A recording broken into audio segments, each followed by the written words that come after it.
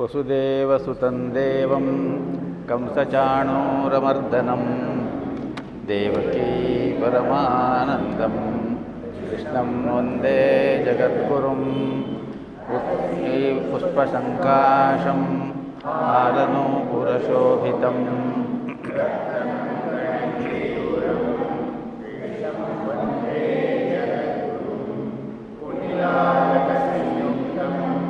पूर्णचन्द्रनिभाननं विलसत्कुण्डलधरं कृष्णं वन्दे जगद्गुरुं मन्दारगन्धसंयुक्तं चारुहासं चतुर्भुजं बर्हिपिञ्छावचूडाङ्कं कृष्णं वन्दे जगद्गुरुम् उत्फुल्लपद्मपत्राक्षं यादवानां शिरोरत्नं कृष्णं वन्दे जगद्गुरुं रुक्मिणीकेलिसंयुक्तं पीताम्बरसुशोभितम् अवाप्ततुलसीगन्धं कृष्णं वन्दे जगद्गुरुम्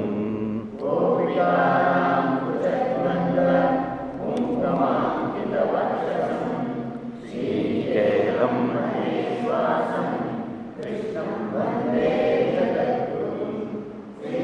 साकं होरस्कं वनमाला विभजितं शङ्खचक्रधरं देवं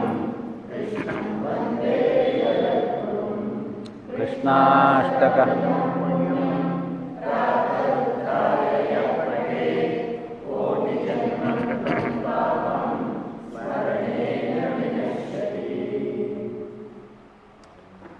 ಓಂ ಶ್ರೀಕೃಷ್ಣಾಯ ನಮಃ. ನಮಸ್ಕಾರ. 21ನೇ ಶ್ಲೋಕದಿಂದ ನಾವು ಚಾಂಟ್ ಮಾಡಬೇಕು ಅನಿಸುತ್ತೆ ಅಲ್ವೇ? 20ರವರೆಗೆ ಆಗಿತ್ತು. 21ರಿಂದ ಚಾಂಟ್ ಮಾಡಿಕೊಂಡು ಆಯಿತಾ? 21ರಿಂದ 30ರವರೆಗೆ ಆಗಿದೆಯಾ ಅಥವಾ 25 ಆಯಿತಾ?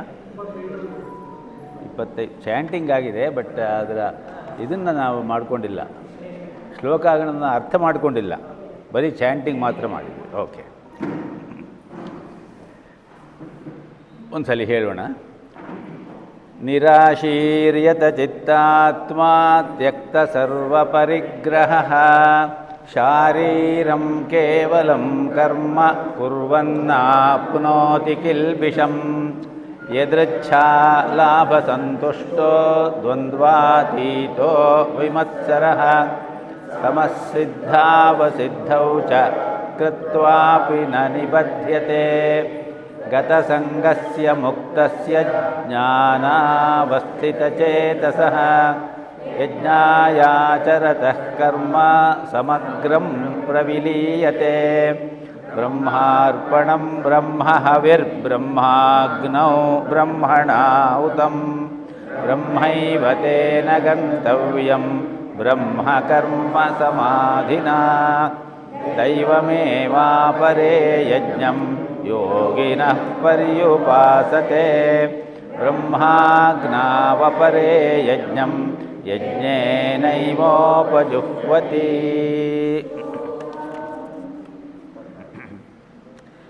20ನೇ ಶ್ಲೋಕದಲ್ಲಿ ಕೃಷ್ಣ ಹೇಳ್ತಾ ಇದ್ದಾನೆ, ತ್ಯಕ್ತ್ವಾ ಕರ್ಮಫಲಾಸಂಗಂ ನಿತ್ಯತೃಪ್ತೋ ನಿರಾಶ್ರಯಃ ಕರ್ಮಣಿ ಅಭಿಪ್ರವೃತ್ತೋಪಿ ನೈವ ಕಿಂಚಿತ್ ಕರೋತಿ ಸಹ. ಕರ್ಮಫಲದ ಆಸಂಗವನ್ನು ಬಿಟ್ಟು, ಅಂದರೆ ಕರ್ಮಫಲದಲ್ಲೇ ಆಸಕ್ತಿ ಬಿಟ್ಟು ನಿತ್ಯತೃಪ್ತನಾಗಿ ಸದಾ ತೃಪ್ತ ಅಥವಾ ನಿತ್ಯೇ ತೃಪ್ತ, ನಿತ್ಯನಾದ ಆ ಶಾಶ್ವತನಾದ ಪರಬ್ರಹ್ಮನಲ್ಲಿಯೇ ಮನಸ್ಸನ್ನು ಇಟ್ಟುಕೊಂಡು ಬೇರೆ ಯಾವ ಆಶ್ರಯವೂ ಬೇಕಾಗಿಲ್ಲ, ಅವನೊಬ್ಬನೇ ಆಶ್ರಯ ಅನ್ನುವ ರೀತಿಯಲ್ಲಿ ಕರ್ಮದಲ್ಲಿ ತೊಡಗಿಕೊಂಡೂ ಕೂಡ ಕರ್ಮವನ್ನು ಮಾಡದೇ ಇರುವಂತಹ ರೀತಿಯಲ್ಲಿ, ಕರ್ಮವನ್ನು ತಲೆ ಮೇಲೆ ಹೊತ್ಕೊಂಡಿಲ್ಲ, ಆದರೆ ಎಲ್ಲ ಕರ್ಮವನ್ನೂ ಮಾಡ್ತಾ ಇದ್ದಾನೆ, ಅಂತಹವನು ಆ ರೀತಿಯಲ್ಲಿ ಇರ್ತಾನೆ. ಅಂಥವನು ಯಾವ ರೀತಿ ಇರ್ತಾನೆ ಅಂತ ಹೇಳೋದನ್ನು ಮುಂದಿನ 2 ಶ್ಲೋಕಗಳಲ್ಲಿ ಹೇಳ್ತಾನೆ. ನಿರಾಶೀರ್ಯತಚಿತ್ತಾತ್ಮ ತ್ಯಕ್ತ ಸರ್ವಪರಿಗ್ರಹ ಶಾರೀರಂ ಕೇವಲಂ ಕರ್ಮ ಕುರ್ವನ್ ಆಪ್ನೋತಿ ಕಿಲ್ಬಿಷಂ. ನಿರಾಶೀಹಿ ಯತಚಿತ್ತ ಆತ್ಮ ತ್ಯಕ್ತ ಸರ್ವಪರಿಗ್ರಹ ಶಾರೀರಂ ಕೇವಲಂ ಕರ್ಮ ಕುರ್ವನ್ ನ ಆಪ್ನೋತಿ ಕಿಲ್ಬಿಷಂ. ಯಾವ ಆಸೆಯೂ ಇಲ್ಲ ಅವನಿಗೆ. ನಿರಾಶೀಹಿ ಯತಚಿತ್ತಾತ್ಮ, ತನ್ನ ಆತ್ಮವನ್ನು ತನ್ನ ಕಂಟ್ರೋಲ್ನಲ್ಲಿ ಇಟ್ಟುಕೊಂಡವನನ್ನು ಯತಚಿತ್ತಾತ್ಮ ಅಂತ ಹೇಳಿ ಕರೀತಾರೆ. ತ್ಯಕ್ತ ಸರ್ವಪರಿಗ್ರಹ, ಸರ್ವಪರಿಗ್ರಹವನ್ನೂ ಬಿಟ್ಟವನು, ಕೇವಲ ಶಾರೀರಿಕ ಕರ್ಮವನ್ನು ಮಾಡುತ್ತಾ ಇದ್ದಾನೆ. ಅಂತಹವನಿಗೆ ನ ಆಪ್ನೋತಿ ಕಿಲ್ಬಿಷಂ, ಯಾವ ರೀತಿಯ ಪಾಪವೂ ಕೂಡ ತಟ್ಟುವುದಿಲ್ಲ. ಆಸಕ್ತಿ ಅನಾಸಕ್ತಿ ನೀವು ಕೇಳಿದ್ರಿ ಬಂದ್ಕೊಳ್ಳೇನೆ, ಇದೇ ಅನಾಸಕ್ತಿ. ಕರ್ಮ ಮಾಡ್ತಾ ಇದ್ದಾನೆ, ಆದರೆ ಅವನಿಗೆ ಫಲಾಸಕ್ತಿ ಇಲ್ಲ, ಆಸೆ ಇಲ್ಲ. ಅವನು ತನ್ನ ಆತ್ಮವನ್ನು ತನ್ನ ಕಂಟ್ರೋಲ್ನಲ್ಲಿ ಇಟ್ಕೊಂಡಿದ್ದಾನೆ. ತ್ಯಕ್ತ ಸರ್ವ ಪರಿಗ್ರಹ. ಪರಿಗ್ರಹ ಅಂತ ಹೇಳಿದ್ರೆ ಬರಲಿ ಬರಲಿ ಬರಲಿ ಬರಲಿ ಬರಲಿ ಅನ್ನೋದು. ಇವತ್ತಿನ ಲೌಕಿಕ ಪರಿಭಾಷೆಯಲ್ಲಿ ಹೇಳೋದು ಅಂತಾದರೆ ಕೊಳ್ಳು ಬಾಕುತನ ಅಂತ ಹೇಳಬಹುದು. ಕನ್ಸ್ಯೂಮರಿಸಮ್, ಏನು ಬಂದರೂ ಬರಲಿ, ಅಲ್ಲಿ ತುಂಬಿಕೊಡ್ಲಿಕ್ಕೆ ಎಲ್ಲೋ ಒಂದು ಕಡೆ ಜಾಗ ಇರುತ್ತೆ, ಆಮೇಲೆ ಅದನ್ನು ತಗೊಂಡೋಗಿ ಎಲ್ಲೋ ಹೊರಗಡೆ ಬಿಸಾಕೋದು. ಆ ಪರಿಗ್ರಹ ಭಾವನೆಯನ್ನು ಕಮ್ಮಿ ಮಾಡಿಕೊಳ್ಬೇಕು. ನಮ್ಮಲ್ಲಿ ಇವತ್ತು ಪರಿಗ್ರಹ ಭಾವನೆ ತುಂಬ ಜಾಸ್ತಿ ಆಗಿದೆ ಅಂತ ಹೇಳ್ತಾರೆ. ಏನು ಸಿಕ್ಕರೂ ಬೇಕು, ಕಂಡಿದ್ದೆಲ್ಲ ಬೇಕು ಅಲ್ವಾ? ಆ ರೀತಿಯಲ್ಲಿ ತ್ಯಕ್ತ ಸರ್ವ ಪರಿಗ್ರಹ, ಎಲ್ಲವನ್ನೂ ಬೇಕು ಅಂತ ಹೇಳುವ ಮನೋಭಾವವನ್ನು, ಅಂದರೆ ವಿಪರೀತವಾದಂತಹ ಆಶಾ ಮನೋಭಾವವನ್ನು ಬಿಟ್ಟವನು. ಆಸೆ ವಿಪರೀತ ಇಟ್ಟುಕೊಂಡ್ರೆ ನಾವು ಆಸೆಗೆ ದಾಸರಾಗಿ ಬೇಕಾಗ್ತದೆ. ಆಸೆ ನಮ್ಮ ಕಂಟ್ರೋಲ್ನಲ್ಲಿ ಇದ್ದರೆ ಆಸೆ ನಮ್ಮ ದಾಸಿಯಾಗಿರ್ತದೆ. ಆಶಾಯಾಹ ಯೇ ದಾಸಾಹ ತೇ ದಾಸಾಹ ಸರ್ವಲೋಕಸ್ಯ, ಆಶಾ ಯೇಷಾಂ ದಾಸಿ ತೇಷಾಂ ದಾಸಾಯತೆ ಲೋಕಃ. ಆಶೆ ಯಾರಿಗೆ ದಾಸೆಯಾಗಿದೆಯೋ ಅವರಿಗೆ ಇಡೀ ಲೋಕವೇ ದಾಸೆಯಾಗಿರ್ತದೆ. ಆ ರೀತಿಯಲ್ಲಿ ತ್ಯಕ್ತ ಸರ್ವ ಪರಿಗ್ರಹ ಶಾರೀರಂ ಕೇವಲಂ ಕರ್ಮ, ಕರ್ಮವನ್ನು ಮಾಡ್ತಾ ಇದ್ದಾನೆ. ಯಾಕೆ ಅಂದರೆ ಶರೀರ ಯಾತ್ರಾಪಿತ ನಮೇ ಅಸಿದ್ಧೇದ್ ಅಕರ್ಮಣಃ. ಕರ್ಮ ಮಾಡದೇ ಇರುವವನಿಗೆ ಶರೀರ ಯಾತ್ರೆಯೂ ಕೂಡ ಸಾಧ್ಯವಾಗುವುದಿಲ್ಲ. ನಹಿ ಕಶ್ಚಿತ್ ಕ್ಷಣಮಪಿ ಜಾತು ತಿಷ್ಠತ್ಯಕರ್ಮ ಕೃತು. ಹುಟ್ಟಿದ ಯಾವ ಮನುಷ್ಯನೂ ಜೀವಿಯೂ ಕೂಡ ಒಂದು ಕ್ಷಣವೂ ಕೂಡ ಕರ್ಮ ಮಾಡದೇ ಇರುವುದೇ ಇಲ್ಲ. ನಾವು ಕರ್ಮ ಮಾಡದೆ ಹೋದರೆ ಕಣ್ಣು ಮಿಟುಕಿಸುವುದು ಕರ್ಮ, ಉಸಿರಾಡುವುದು ಕರ್ಮ, ಜಲಮಲ ವಿಸರ್ಜನಾದಿಗಳ ಕರ್ಮ, ಆಹಾರ ಸೇವನೆ ಕರ್ಮ, ಅದು ಯಾವುದೂ ಇಲ್ಲದೆ ನಾವು ಒಂದು ಕ್ಷಣವೂ ಇರಲಿಕ್ಕೆ ಸಾಧ್ಯವಿಲ್ಲ. ಆ ರೀತಿಯಲ್ಲಿ ಇದ್ದಾನೇ ಇಲ್ಲ. ಪದ್ಮಪತ್ರ ಮೀಮಾಂಬಸಿ, ಅನಾಸಕ್ತಿ ಅಂತ ಹೇಳಿದ್ರೆ ಆ ತರಹ. ಆಸಕ್ತಿಯಲ್ಲೂ ಕೂಡ ಅನಾಸಕ್ತಿಯನ್ನು ಬೆಳೆಸಿಕೊಳ್ಳುವುದು. ಸಂತೆಯಲ್ಲಿದ್ದೂ ಕೂಡ ಸಂತನಂತೆ ಇರುವ ಮನೋಭಾವ ಅಂತ ಮೊನ್ನೆ ಹೇಳ್ಕೊಂಡ್ವಿ ನೋಡಿ, ಆ ತರಹ. ವಿವೇಕಾನಂದರು ಯಾವಾಗಲೂ ಆ ಪದವನ್ನು ಬಳಸ್ತಾ ಇದ್ದರು. ಸಂತೆಯಲ್ಲಿರುವ ನಿಸ್ಸಂತನಂತೆ ಬಾಳುವುದನ್ನು ಕಲಿ ನೀನು ಅನ್ನುವ ಮನೋಭಾವ ನಮಗೆ ಬರಬೇಕು. ಆ ರೀತಿಯಲ್ಲಿ ಅನಾಸಕ್ತಿಯಿಂದ ಕೆಲಸ ಮಾಡುವವನ ಈ ಮನಸ್ಸಿನ ಪರಿಚಯವನ್ನು ಈ ಶ್ಲೋಕದಲ್ಲಿ ಮಾಡಿಕೊಡ್ತಾ ಇದ್ದಾರೆ. ಪರ್ಟಿಕ್ಯುಲರ್ ಆಗಿ ಅನಾಸಕ್ತಿ ಯೋಗದ ಒಂದು ಉದಾಹರಣೆಯೇ ಈ ಶ್ಲೋಕ. ಕೆಲಸ ಮಾಡುವಾಗ ಇಂದ್ರಿಯ ಮನಸ್ಸನ್ನು ಅವನು ತನ್ನ ಕಂಟ್ರೋಲ್ನಲ್ಲಿ ಇಟ್ಟುಕೊಂಡಿರ್ತಾನೆ. ಯತ ಚಿತ್ತ ಆತ್ಮ. ಯತ ಅನ್ನುವುದಕ್ಕೆ ಎರಡು ಅರ್ಥ ಉಂಟು. ಒಂದು ಯತತಿ ಇತಿ ಯತತೆ ಇತಿ ಯತಿಹಿ. ಪ್ರತಿ ನಿಮಿಷವೂ ಕೂಡ ಪ್ರಯತ್ನ ಮಾಡ್ತಾ ಇರುವವನು ಯಾರೋ ಅವನು ಯತಿ. ಯಾವುದಕ್ಕೆ ಪ್ರಯತ್ನ ಮಾಡ್ತಾನೆ ಅವನು? ಬ್ರಹ್ಮವನ್ನು ಪಡೆಯಲಿಕ್ಕಾಗಿ ಪ್ರಯತ್ನ ಮಾಡ್ತಾ ಇರ್ತಾನೆ. ಸನ್ಯಾಸಿಯಾದವನನ್ನು ಯತಿ ಅಂತ ಕರೀತಾರೆ. ಸನ್ಯಾಸಿಯಾದವನ ಮೂಲ ಉದ್ದೇಶ ಏನು? ಪರಬ್ರಹ್ಮ ಸಾಕ್ಷಾತ್ಕಾರ. ಅದಕ್ಕಾಗಿ ನಿರಂತರ ಪ್ರಯತ್ನ. ಇನ್ನೊಂದು ಯತಃ ಅಂತ ಹೇಳಿದ್ರೆ ಕಂಟ್ರೋಲ್ನಲ್ಲಿ ಇಟ್ಕೊಳ್ಳುವುದು. ಚಿತ್ತ ಆತ್ಮ. ಆ ಚಿತ್ತ ಅಂತ ಹೇಳುವುದು ಆತ್ಮದ ಕಂಟ್ರೋಲ್ನಲ್ಲಿ ಅವನಿಗೆ ಯಾವಾಗಲೂ ಇರ್ತದೆ. ಮೊನ್ನೆ ನಾವು ಮಾತನಾಡುವಾಗ ಅಂತರತಮ ಗುರು ಅನ್ನುವ ಒಂದು ಪದವನ್ನು ಉಪಯೋಗಿಸಿದ್ವಿ. ಬುದ್ಧಿಯನ್ನು ಭಾವವಾಗಿ ಪರಿವರ್ತಿಸಿಕೊಳ್ಳುವಾಗ ಆ ಪ್ರಜ್ಞೆ ಅಂತ ಹೇಳುವುದು ಒಂದು ತನ್ನ ಕಂಟ್ರೋಲ್ನಲ್ಲಿ ಎಲ್ಲವುದನ್ನು ಇಟ್ಟುಕೊಳ್ಳುವಂತಹ ಒಂದು ಸ್ಥಿತಿಯಲ್ಲಿ ಇರಬೇಕದು. ತನ್ನ ಸ್ಥಾನ ಯಾವುದು ಅನ್ನುವುದನ್ನು ನಿರ್ದೇಶನ ಮಾಡಿಕೊಳ್ಳುವಷ್ಟರ ಮಟ್ಟಿಗೆ ಅದಕ್ಕೆ ಬಲ ಇರಬೇಕು. ಹಾಗಿದ್ದಾಗಲೇ ಯತಚಿತ್ತ ಆತ್ಮ ಅನ್ನುವ ಆ ಪದ ಅಲ್ಲಿಗೆ ಸರಿಯಾಗಿ ಅನ್ವಯ ಆಗ್ತದೆ. ಆ ರೀತಿಯಲ್ಲಿ ನಾವು ಆಶೆಗಳನ್ನು ಬಿಡಬೇಕು, ಆಶೆಗಳಿಗೆ ದಾಸರಾಗಬಾರ್ದು. ಆಶೆಯೇ ನಮ್ಮ ದಾಸಿಯಾಗಿ ಇರಬೇಕು ಅನ್ನುವ ರೀತಿಯಲ್ಲಿ ಜೀವನ ಮಾಡ್ತಾ ಇದ್ದರೂ ಕೂಡ ಆಸಕ್ತಿ ಇದ್ದರೂ ಕೂಡ ಅನಾಸಕ್ತಿ ಆ ತರಹ. 22ನೇ ಶ್ಲೋಕ ಹೇಳುತ್ತೆ, ಯದೃಚ್ಛಾ ಲಾಭ ಸಂತುಷ್ಟ ದ್ವಂದ್ವಾತೀತೋ ವಿಮತ್ಸರ ಸಮಃ ಸಿದ್ಧೌ ಅಸಿದ್ಧೌ ಚ ಕೃತ್ವಾಪಿ ನ ನಿಬಧ್ಯತೆ. ಪುನಃ ಅದೇ ಅನಾಸಕ್ತಿಯೇ. ಯದೃಚ್ಛಾ ಲಾಭ ಸಂತುಷ್ಟ, ಯದೃಚ್ಛೆ ಅಂತ ಹೇಳಿದ್ರೆ ತಾನಾಗಿ ಏನು ಬರ್ತದೋ ಅದು, ಅದರ ಹಿಂದೆ ಹೋಗುವುದಲ್ಲ. ಯಾವ ವಸ್ತುವಾಗಲಿ ಅಥವಾ ಯಾವ ಫಲವಾಗಲಿ ಯಾವ ಕಾಮನೆಯಾಗಲಿ ಅದರ ಹಿಂದೆ ನಾವು ಹೋಗಬಾರ್ದು. ತಾನಾಗಿಯೇ ಅದು ಬಂದಾಗ ಬಂದುದನು ಬೇಡೆನದೆ ಬಾರದುದ ಬೇಕೆನದೆ ದಂದುಗಂ ಪಡದೆ. ಇದು ಬಹಳ ಮುಖ್ಯ. ದಂದುಗ ಅಂತ ಹೇಳಿದ್ರೆ ಬೇಕು ಅನ್ನೋದು ಒಳಗಡೆಗೆ ಇರುತ್ತೆ, ಆದರೆ ತನಗೇನೂ ಬೇಡ ಅನ್ನುವ ಭಕ್ತನ ಲಕ್ಷಣವನ್ನು ಹಾಕಿಕೊಂಡಿರ್ತಾನೆ ಸಮಾಜದಲ್ಲಿ ಒಬ್ಬ. ಪಕ್ಕದವನಿಗೆ ಏನೋ ಬರುತ್ತೆ, ತನಗೇನು ಬೇಡ ಅಂಥೇಳಿ ಅರಿಮೀಲಿತ ನೇತ್ರದಲ್ಲಿ ಅದನ್ನೇ ನೋಡ್ತಾ ಇರ್ತಾನೆ. ಅಂಥವನನ್ನು ದಂದುಗ, ಅಂಥ ಭಾವವನ್ನು ದಂದುಗ ಅಂತ ಹೇಳ್ತಾರೆ. ದಂದುಗಂ ಪಡದೆ ಮನದೆಚ್ಚರವ ಬಿಡದೆ ಸಂದುದನು ಏಕೆನದೆ ಮುಂದದೇನು ಗತಿ ಎನದೆ ಬಂದುದಕ್ಕೆ ಹೊಂದಿಕೊಳ್ಳೋ ನೀನು ಅಂತ ತಮ್ಮ ಮರುಳಮುನಿಯ ಕಾವ್ಯದಲ್ಲಿ ಡಿ ವಿ ಜಿಯವರು ಹೇಳ್ತಾರೆ. ಆ ರೀತಿಯಲ್ಲಿ ಏನು ಬರ್ತದೋ ಅದನ್ನು ಭಗವತ್ ಪ್ರಸಾದ, ಭಗವದ್ ಅನುಗ್ರಹ ಅನ್ನುವಂತಹ ಕೃತಜ್ಞತೆಯ ಭಾವದಿಂದ, ಧನ್ಯತೆಯ ಭಾವದಿಂದ ಒಪ್ಪಿಕೊಂಡು ಸಂತುಷ್ಟನಾಗಿ ಪ್ರಸನ್ನತೆಯಿಂದ ಜೀವನ ಮಾಡಬೇಕು. ಅಂತಹವನನ್ನು ಯದೃಚ್ಛಾ ಲಾಭ ಸಂತುಷ್ಟ ಅಂತ ಹೇಳ್ತಾರೆ.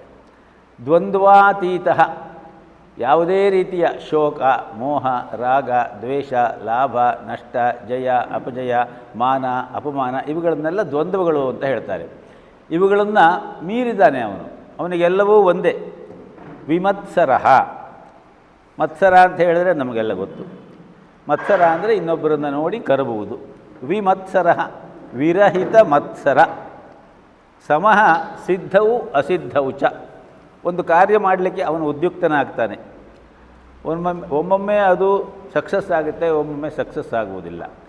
ಸಿದ್ಧಿ ಆದಾಗ, ಸಕ್ಸಸ್ ಆದಾಗ ಅವನು ಹಿಗ್ತಾನೆ. ಅದೇನಾದ್ರು ಸ್ವಲ್ಪ ಫೈಲ್ಯೂರ್ ಆಯಿತು ಅಂತ ಹೇಳಿದ್ರೆ ಕುಗ್ಗಿ ಹೋಗಿಬಿಡ್ತಾನೆ. ಅವನು ಎಲ್ಲಿದ್ದಾನೆ ಅಂತ ಹುಡುಕಬೇಕು ಅವನನ್ನು, ಆ ರೀತಿ ಆಗೋಗ್ಬಿಡ್ತಾನೆ. ಆದರೆ ಇಂಥವನು ಹಾಗಿರೋದಿಲ್ಲ.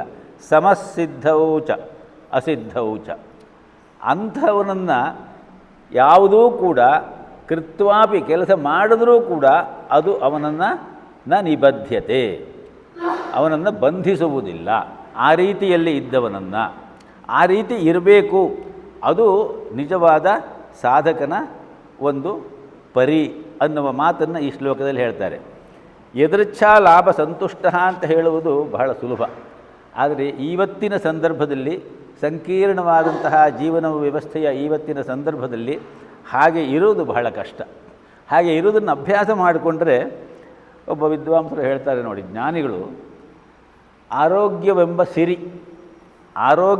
ಸಿರಿ, ಮನಃಶಾಂತಿ ಎಂಬ ಸಂಪತ್ತು, ತಕ್ಕ ಮಟ್ಟಿಗೆ ಬದುಕಲು ಬೇಕಾದಂತಹ ಆಹಾರ, ಒಂದು ಸೂರು, ಇಷ್ಟಿದ್ದರೆ ಅವನನ್ನು ಖಂಡಿತವಾಗಿಯೂ ಸಿರಿವಂತ ಎನ್ನಬಹುದು. ಹಾಗಿರಲಿಕ್ಕಾಗತ್ತಾ? ಆದರೆ ಮೂಲತಃ ಅವನಿಗೆ ಅದೇ ಬೇಕು. ಬಾಕಿ ಏನಿದ್ರೂ ಕೂಡ ಇದು ಇಲ್ಲದೆ ಹೋದರೆ ಅವನಿಗೆ ಒದ್ದಾಡ್ತಾನೆ. ಅವನನ್ನು ಸಿರಿವಂತ ಅಂತ ಹೇಳಬಹುದು.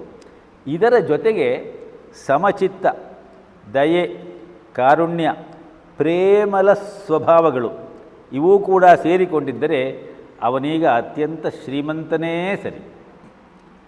ಇದರ ಜೊತೆಯಲ್ಲಿ ಬದುಕಿನ ಯಥಾರ್ಥ ಜ್ಞಾನ, ಪಾರಮಾರ್ಥದ ಹಾದಿಯಲ್ಲಿ ನಡೆಯುವ ಬಯಕೆ, ವಿಶ್ವ ಚೈತನ್ಯ ಪ್ರೇಮ ಇವುಗಳೆಲ್ಲವೂ ಒಂದಾದರೆ ಅವನೀಗ ಕೋಟ್ಯಾಧಿಪತಿಯೇ ಸರಿ. ಇವನ ಮುಂದೆ ಯಾವ ಭೌತಿಕ ಸಿರಿಯೂ ಕೂಡ ನಗಣ್ಯ. ಇಷ್ಟಿದ್ದವನು ಹಿಂತಿರುಗಿ ನೋಡುವುದಿಲ್ಲ.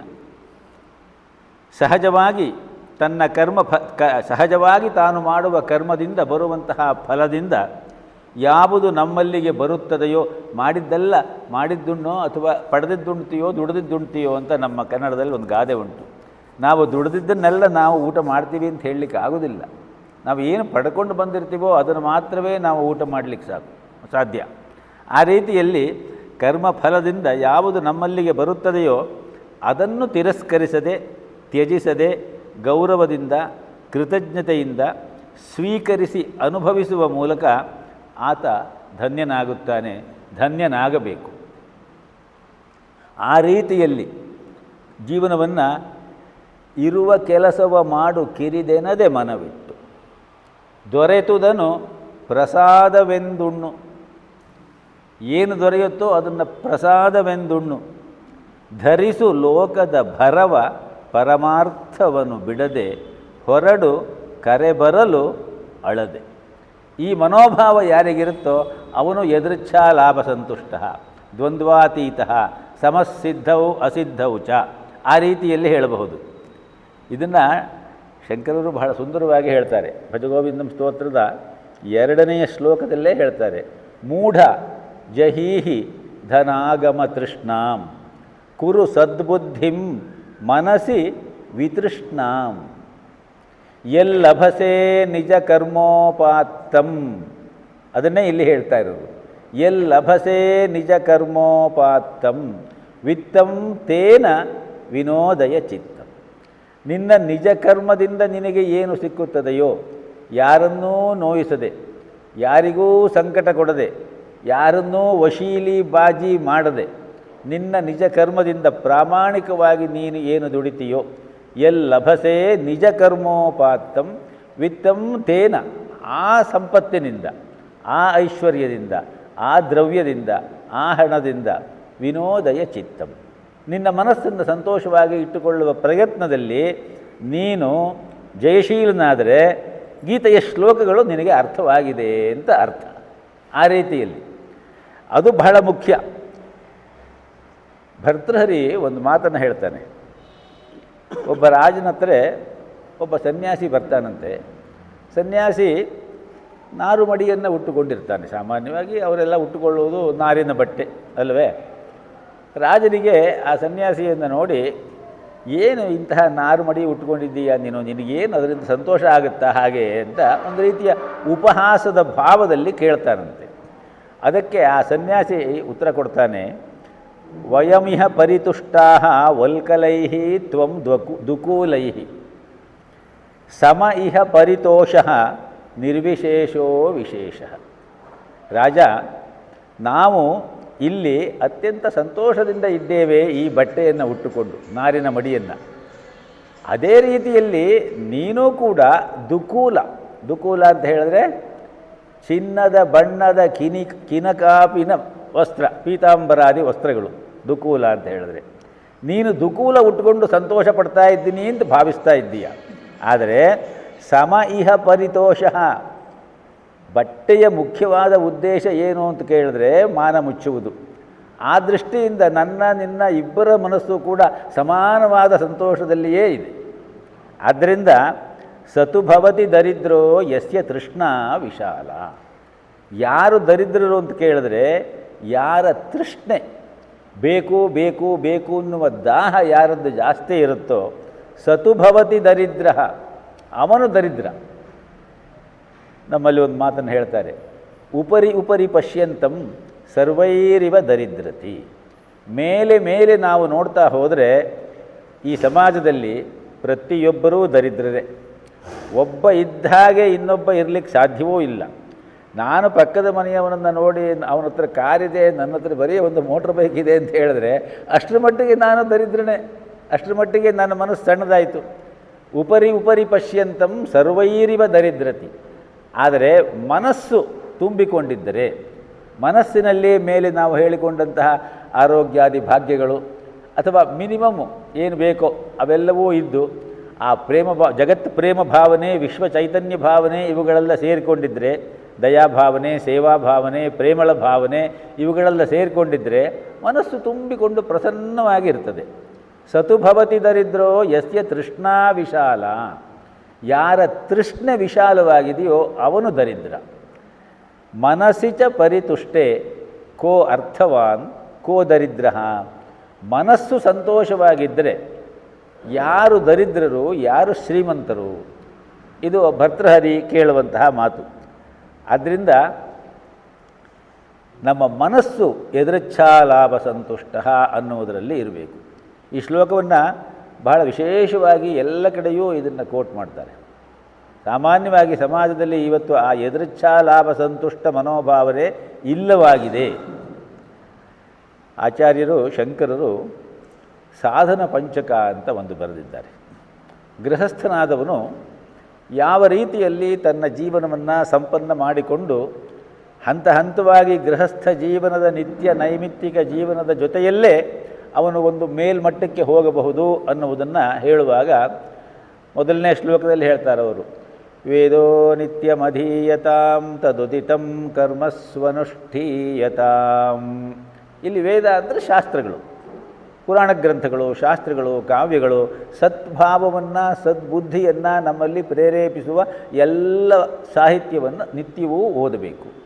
ತದುದಿತಂ ಕರ್ಮಸು ಅನುಷ್ಠೀಯತಾಂ. ಅಲ್ಲಿ ಹೇಳುವ ಕರ್ಮಗಳನ್ನು ನಿನ್ನ ಸ್ವಂತದ ಅನುಷ್ಠಾನದಲ್ಲೇ ಇಟ್ಟುಕೋ. ಹೀಗೆ ಹೇಳ್ತಾ ಹೇಳ್ತಾ 4ನೆಯ ಶ್ಲೋಕದಲ್ಲಿ ಹೇಳ್ತಾರೆ ಅವರು, ಕ್ಷುದ್ವ್ಯಾಧಿಶ್ಚ ಚಿಕಿತ್ಸ್ಯತಾಂ ಪ್ರತಿದಿನಂ ಭಿಕ್ಷೌಷಧಂ ಭುಜ್ಯತಾಂ. ಹಸಿವು ಮತ್ತು ವ್ಯಾಧಿ ಇದೆರಡಕ್ಕೂ ನಾವು ತುಂಬ ಹೆದರುತ್ತೀವಿ. ಆದರೆ ಆಚಾರ್ಯರು ಹೇಳ್ತಾರೆ ಇದು ವಿಶೇಷವೇನಿಲ್ಲ ಇದರಲ್ಲಿ, ಅದಕ್ಕೆ ಚಿಕಿತ್ಸೆ ಕೊಡಬೇಕು ನೀನು. ಆ ಕ್ಷುದ್ ವ್ಯಾಧಿಶ್ಚ ಚಿಕಿತ್ಸ್ಯತಾಂ, ಅದಕ್ಕೆ ಚಿಕಿತ್ಸೆ ಏನು ಅಂತ ಕೇಳಿದ್ರೆ ಏನೋ ಒಂದು ಸ್ವಲ್ಪ ಆಹಾರ ಕೊಡಬೇಕು. ಇಲ್ಲಿ ಆಚಾರ್ಯರು ಇನ್ನೂ ಒಂದು ಸ್ತೋತ್ರವನ್ನು ಬರೆದಿದ್ದಾರೆ, ಕೌಪೀನ ಪಂಚಕ ಅಂತ ಹೇಳಿ.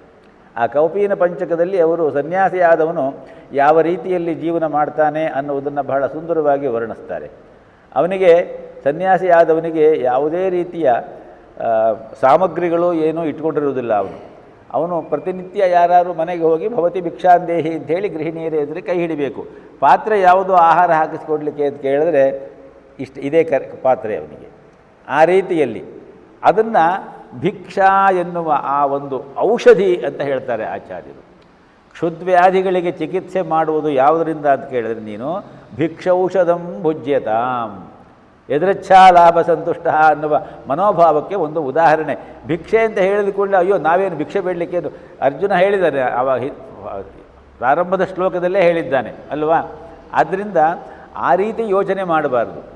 ಅಲ್ಲಿ ಸನ್ಯಾಸ ಜೀವನ ಮತ್ತು ನಿರಾಸಕ್ತ ಜೀವನವನ್ನು ಹೇಗೆ ನಡೆಸಬೇಕು ಅನ್ನುವುದಕ್ಕೆ ಒಂದು ಉದಾಹರಣೆಯಾಗಿ ಹೇಳ್ತಾ ಇದ್ದಾರೆ ಆಚಾರ್ಯವರು. ಸ್ವಾದ್ವನ್ನಂ ನತು ಯಾಚ್ಯತಾಂ ವಿಧಿವಶಾತ್ ಪ್ರಾಪ್ತೇನ ಸಂತುಷ್ಯತಾಂ. ಪ್ರತಿನಿತ್ಯವೂ ಕೂಡ ನಮಗೆ ಪಕ್ವಾನ್ನಗಳು ಬೇಕು, ಸ್ವಾದ್ವನ್ನ ಬೇಕು ಅಂತ ಹೇಳಿ ಯೋಚನೆ ಮಾಡಬಾರ್ದಂತೆ, ಅದನ್ನು ಅರಸಿಕೊಂಡು ಹೋಗಬಾರ್ದಂತೆ. ಇವತ್ತೆಲ್ಲಿ, ನಾಳೆಯಲ್ಲಿ, ನಾಡಿದ್ದೆಲ್ಲಿ, ಈ ತರಹ. ಸ್ವಾದ್ವನ್ನಂ ನತು ಯಾಚ್ಯತಾಂ ವಿಧಿವಶಾತ್ ಪ್ರಾಪ್ತೇನ. ವಿಧಿವಶದಿಂದ ಪ್ರಾಪ್ತವಾದರೆ ಯಾರೋ ಕರೆದ್ರು, ಯಾರೋ ಅರವಿಂದ ಕುಮಾರ್ ಅಂತವ್ರು ಕರೆದ್ರು, ನೀವು ಕರೆದ್ರಿ, ಏನೋ ವಿಶೇಷವಾದ ಭಕ್ಷ್ಯ ಭೋಜ್ಯ ಮಾಡಿದ್ರಿ, ಪ್ರೀತಿಯಿಂದ ಕೊಟ್ಟರಿ, ಸಂತೋಷ ಅಷ್ಟೇ, ಭಗವತ್ ಪ್ರೀತಿ. ಅಲ್ಲಿ ಏನು ಸಿಗುತ್ತೆ ಅನ್ನುವ ಮನೋಭಾವದಲ್ಲಿ ಹೋಗಬಾರ್ದು. ಸ್ವಾದ್ವನ್ನಂ ನತು ಯಾಚ್ಯತಾಂ. ಆ ಯಾಚನೆಯ ಮನೋಭಾವ ಇದ್ದರೆ ಅದಲ್ಲ ಎದೃಚ್ಛಾ ಲಾಭ ಸಂತುಷ್ಟದ ಒಂದು ರೀತಿ. ಯಾಚನೆಯ ಮನೋಭಾವ ಇರಬಾರ್ದು. ಸ್ವಾದ್ವನ್ನಂ ನತು ಯಾಚ್ಯತಾಂ ವಿಧಿವಶಾತ್ ಪ್ರಾಪ್ತೇನ ಸಂತುಷ್ಯತಾಂ. ಇದ್ದಕ್ಕಿದ್ದಂತೆ ಸಿಕ್ಕಿದ್ರೆ, ತಾನಾಗಿಯೇ ಸಿಕ್ಕಿದ್ರೆ, ಅಕಸ್ಮಾತ್ ಅಂತ ಒಂದು ಶಬ್ದ ಉಂಟು ಕನ್ನಡದಲ್ವಾ. ಅಕಸ್ಮಾತ್ ಅಂತ ಹೇಳಿದ್ರೆ, ಕಸ್ಮಾತ್ ಅಂತ ಹೇಳಿದ್ರೆ ಏನರ್ಥ? ಯಾವುದರಿಂದ ಅಂತ ಅರ್ಥ. ಅಕಸ್ಮಾತ್ ಅಂತ ಹೇಳಿದ್ರೆ ಗೊತ್ತಿಲ್ಲ ಯಾವುದರಿಂದ ಅಂಥೇಳಿ, ಆ ತರಹ. ಅಕಸ್ಮಾತ್ ಅಂದರೆ ಅಷ್ಟೇ ಅರ್ಥ. ಕಸ್ಮಾತ್ ಅಂದರೆ ಯಾವುದರಿಂದ, ಅಕಸ್ಮಾತ್ ಯಾವುದರಿಂದ ಅಂತ ಗೊತ್ತಿಲ್ಲ, ಸಿಕ್ತಪ್ಪ ಅಷ್ಟೇ. ಆದ್ದರಿಂದ ವಿಧಿವಶಾತ್ ಪ್ರಾಪ್ತೇನ ಸಂತುಷ್ಯತಾಂ ಶೀತೋಷ್ಣಾದಿ ವಿಷಹ್ಯತಾಂ ನತು ವೃಥಾ ವಾಕ್ಯಂ ಸಮುಚ್ಚಾರ್ಯತಾಂ. ಶೀತ ಉಷ್ಣ ಇವುಗಳಿಗೆ ವಿಶೇಷವಾಗಿ ಬಾಧೆ ಪಡಬೇಡ ನೀನು. ಸಮಸಿದ್ಧಾವಸಿದ್ಧೌ ಚ ಆ ಶ್ಲೋಕದ 2ನೆಯ ಸಾಲಿನಲ್ಲಿ ಹೇಳುತ್ತೆ. ಅದೇ ರೀತಿ 2ನೇ ಅಧ್ಯಾಯದಲ್ಲಿ ನಾವು ಮಾತ್ರಾ ಸ್ಪರ್ಶಾಸ್ತು ಕೌಂತೆಯ ಶೀತೋಷ್ಣ ಸುಖ ದುಃಖದಾಹ ಆಗಮ ಪಾಯಿನೋ ಅನಿತ್ಯಾಹ ತಾನ್ ತಿತಿಕ್ಷಸ್ವ ಭಾರತ. ಆ ಮನೋಭಾವ ಶೀತೋಷ್ಣಾದಿ ವಿಷಹ್ಯತಾಂ ನತು ವೃಥಾ ವಾಕ್ಯಂ ಸಮುಚ್ಚಾರ್ಯತಾಂ. ಸುಮ್ಮನೆ ಏನೇನೋ ಮಾತಾಡ್ತಾ ಇರಬಾರ್ದು. ನಮಗೆ ಮಾತಾಡಲಿಕ್ಕೆ ಬರುತ್ತೆ ಅಂಥೇಳಿ ಸಂದರ್ಭ ಇಲ್ಲದೆ ಹೋದರೂ ಕೂಡ ಸಂದರ್ಭವನ್ನು ಕಲ್ಪಿಸಿಕೊಂಡು ಮಾತನಾಡುವ ಮನೋವೃತ್ತಿ ಇರುತ್ತೆ ಕೆಲವರಿಗೆ. ಹಾಗೆ ಮಾತನಾಡಬಾರ್ದು. ಆ ಎದೃಚ್ಛಾ ಲಾಭ ಸಂತುಷ್ಟದ ಒಂದು ಮನೋಭಾವ ಇರುವವನು ಹೆಚ್ಚಿಗೆ ಮಾತನಾಡುವುದಿಲ್ಲ, ಕೇಳಿದ್ರೆ ಮಾತನಾಡದೆ ಇರುವುದೂ ಇಲ್ಲ. ಆ ರೀತಿಯಲ್ಲಿ ಇರಬೇಕು. ನತು ವೃಥಾ ವಾಕ್ಯಂ ಸಮುಚ್ಚಾರ್ಯತಾಂ ಔದಾಸೀನ್ಯಮಭೀಪ್ಸ್ಯತಾಂ ಜನಕೃಪಾ ನೈಷ್ಠುರ್ಯ ಮುತ್ಸೃಜ್ಯತಾಂ. ಜನಕೃಪೆ, ಅವರು ನನ್ನನ್ನು ಕೇಳಬೇಕು, ಇವರು ನನ್ನನ್ನು ಕೇಳಬೇಕು, ಎಲ್ಲಿ ಹೋದರೂ ನಾನು ಪ್ರೊಜೆಕ್ಟ್ ಆಗಬೇಕು, ನನ್ನನ್ನು ಮೊದಲು ಕರಿಬೇಕು. ಹಸೆಮಣೆಯು ನಿನಗೇಕೆ ಈ ಬ್ರಹ್ಮಪುರಿಯೊಳಗೆ, ಡಿ ವಿ ಜಿ ಅವರು ಕೇಳ್ತಾರೆ, ಹಸೆಮಣೆಯು ನಿನಗೇಕೆ ಈ ಬ್ರಹ್ಮಪುರಿಯೊಳಗೆ ಶಿಶುವಾಗು ಮನದಿ ಹಸುವಾಗು ಸಸಿಯಾಗು ಕಸಪೊರಕೆಯಾಗು ಇಳೆಗೆ ನೀನು ಮಂಕು. ಆ ರೀತಿಯಲ್ಲಿ ಬದುಕಬೇಕು ನಾವು.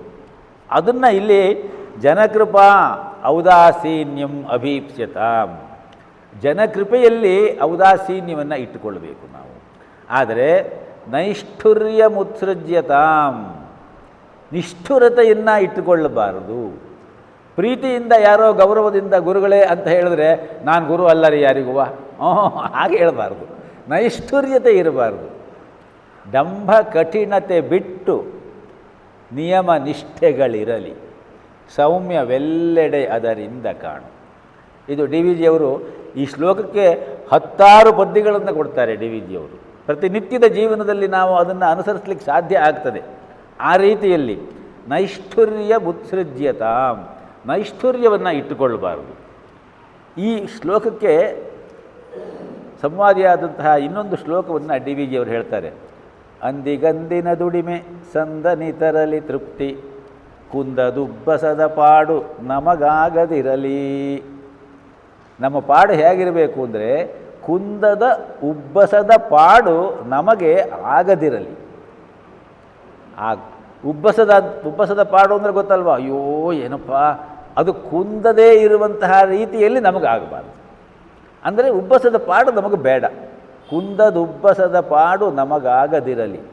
ಬಂಧು ಮತಿ ಲೋಕದಲ್ಲಿ ಮುಂದೃಷ್ಟಿ ಪರಮದಲ್ಲಿ ಹೊಂದಿರಲು ಅವು ಪುಣ್ಯ ಕಾಣು ಜೀವನದಿ ಮಂಕುತಿ. ಅವೆಲ್ಲವೂ ಸೇರಿಕೊಂಡಿದ್ದರೆ ಆ ಜೀವನ ಅತ್ಯಂತ ಪುಣ್ಯಪ್ರದವಾದದ್ದು, ಔಚಿತ್ಯಪೂರ್ಣವಾದದ್ದು, ಸುಖಪ್ರದವಾದದ್ದು. ಅದು ಭಗವತ್ ಪ್ರಸಾದ.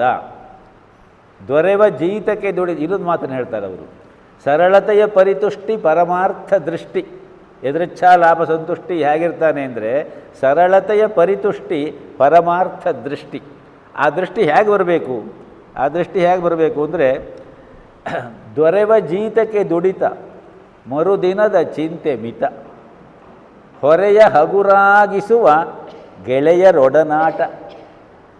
ಶುಕ್ರವಾರ ಸಾಯಂಕಾಲ ಎಷ್ಟೊತ್ತಾಗುತ್ತೋ ಎಲ್ಲರನ್ನು ನೋಡೋಣ, ಹೋಗೋಣ, ಬರೋಣ ಅನ್ನುವ ಮನೋಭಾವದ ಸ್ನೇಹಿತರನ್ನು ನಾವು ಇಟ್ಕೊಂಡಿರಬೇಕು. ದೊರೆವ ಜೀತಕ್ಕೆ ದುಡಿತ ಮರುದಿನದ ಚಿಂತೆ ಮಿತ, ಹೊರೆಯ ಹಗುರಾಗಿಸುವ ಗೆಳೆಯರೊಡನಾಟ. ಇಲ್ಲಾಯಿತು, ಇಲ್ಲೊಂದು 2 ಗಂಟೆ ಇರ್ತೀವಿ, ಮನೆಗೆ ಹೋದ ಮೇಲೆ ಅಲ್ಲೂ ಬೇಕಲ್ವೇ ಹೊರೆಯ ಹಗುರಾಗಿಸುವ ಗೆಳತಿಯೊಡನಾಟ ಅಲ್ವೇ? ಹಾಗೆ ಇರಬೇಕಲ್ವ? ಅದು ಡಿ ವಿ ಜಿಯವರ ಆಧ್ಯಾತ್ಮಶೀಲ ಮನೋಭಾವದ, ನಿರಾಸಕ್ತ ಮನೋಭಾವದ ಅನಾಸಕ್ತಿ ಯೋಗ. ಅವರು ಹಾಗಿದ್ದರು. ಹೊರೆಯ ಹಗುರಾಗಿಸುವ ಗೆಳತಿಯೊಡನಾಟ, ಸರಳತೆಯ ಪರಿತುಷ್ಟಿ ಪರಮಾರ್ಥ ದೃಷ್ಟಿ. ಸಿಂಪಲ್ ಲಿವಿಂಗು, ಆದರೆ ದೃಷ್ಟಿ ಮಾತ್ರ ದೊಡ್ಡದು. ಸಿಂಪಲ್ ಲಿವಿಂಗು ಮಾಡಬೇಕು ಅಂತ ಹೇಳುವುದು ಬಹಳ ಸುಲಭ, ಆದರೆ ಸಿಂಪಲ್ಲಾಗಿ ಜೀವನ ಮಾಡುವುದು ಬಹಳ ಕಷ್ಟ. ಆ ಸಿಂಪ್ಲಿಸಿಟಿ ಅನ್ನೋದಿದೆಯಲ್ಲ, ಅದು ಬಹಳ ವಿಶೇಷವಾಗಿ ಬರುವಂತಹ ಒಂದು ದೊಡ್ಡ ಭಗವಂತ ಕೊಡುವ ವರ. Glamour makes life more beautiful, whereas simplicity makes life more glamorous ಅಂತ ಇನ್ನೊಂದು ಮಾತನ್ನು ಹೇಳ್ತಾರೆ. ನೀವು ಆ ಸಿಂಪಲ್ಲಾಗಿ ಇರೋದನ್ನು ಕಲಿತ್ರೆ ನಿಮ್ಮ ಲೈಫಿಗೆ ಒಂದು ಗ್ಲ್ಯಾಮರ್ ಬರ್ತದೆ. ಆ ಗ್ಲ್ಯಾಮರ್ ಯಾವಾಗ ಬರಬೇಕು ಅಂತ ಕೇಳಿದ್ರೆ, ನಿಜವಾದ ಗುರುವಿನಲ್ಲಿಗೆ ನಾವು ಹೋದಾಗ, ಆ ಗುರುವಿನ ಅನುಗ್ರಹ ನಮಗೆ ಸಿಕ್ಕಿದ್ರೆ, ಆ ಗುರುವಿನ ಚಿಂತನೆಯನ್ನು ನಾವು ಮೈರೂಡಿಸಿಕೊಂಡ್ರೆ ಆ ಗ್ಲ್ಯಾಮರ್ ಬರುತ್ತೆ ನಮಗೆ. ಗುರುಪೂರ್ಣಿಮೆಯ ಸಂದರ್ಭದಲ್ಲಿ ನಾವು ಏನೇನೋ ಹೇಳ್ಕೊಂಡ್ವಿ, ಒಂದು ಮಾತು ಜ್ಞಾಪಕ ಬಂತು, ಅವತ್ತು ಬರಲಿಲ್ಲ, ಇವಾಗ ಹೇಳ್ತಾ ಇದ್ದೀನಿ. When a teacher finishes with us we celebrate ಅಲ್ವಾ. ಒಂದು ವರ್ಷ ಪೂರ್ತಿ ಏನೋ ಅಧ್ಯಯನ ಮಾಡ್ತೀವಿ, ಗುರುಪೂರ್ಣಿಮೆ ಬರುತ್ತೆ, ಗುರುಪೂರ್ಣಿಮೆ ದಿವಸ ನಾವು ಏನೋ ಸೆಲೆಬ್ರೇಟ್ ಮಾಡಬೇಕು ಅಂಥೇಳಿ. When a teacher finishes with us we celebrate. When a real Sadhguru finishes with us life itself celebrates. ಆ ಲೈಫ್ ಇಟ್ ಸೆಲ್ಫ್ ಸೆಲೆಬ್ರೇಟ್ಸ್ ಆಗಬೇಕು ನಮಗೆ. ಆ ರೀತಿಯಲ್ಲಿ ಅದು ಸರಳತೆಯ ಪರಿತುಷ್ಟಿ ಪರಮಾರ್ಥ ದೃಷ್ಟಿ. ಆ ಪರಮಾರ್ಥ ದೃಷ್ಟಿ ಇದ್ದವನೇ ಯದೃಚ್ಛಾ ಲಾಭ ಸಂತುಷ್ಟ. ಅವನಲ್ಲಿ ಯಾವುದೇ ರೀತಿಯ ದ್ವಂದ್ವಗಳು ಇರುವುದಿಲ್ಲ, ಅವನಲ್ಲಿ ಮತ್ಸರಗಳು ಇರುವುದಿಲ್ಲ. ಮತ್ಸರಿಯಾದವನಿಗೆ ಸುಖ ಇಲ್ಲ.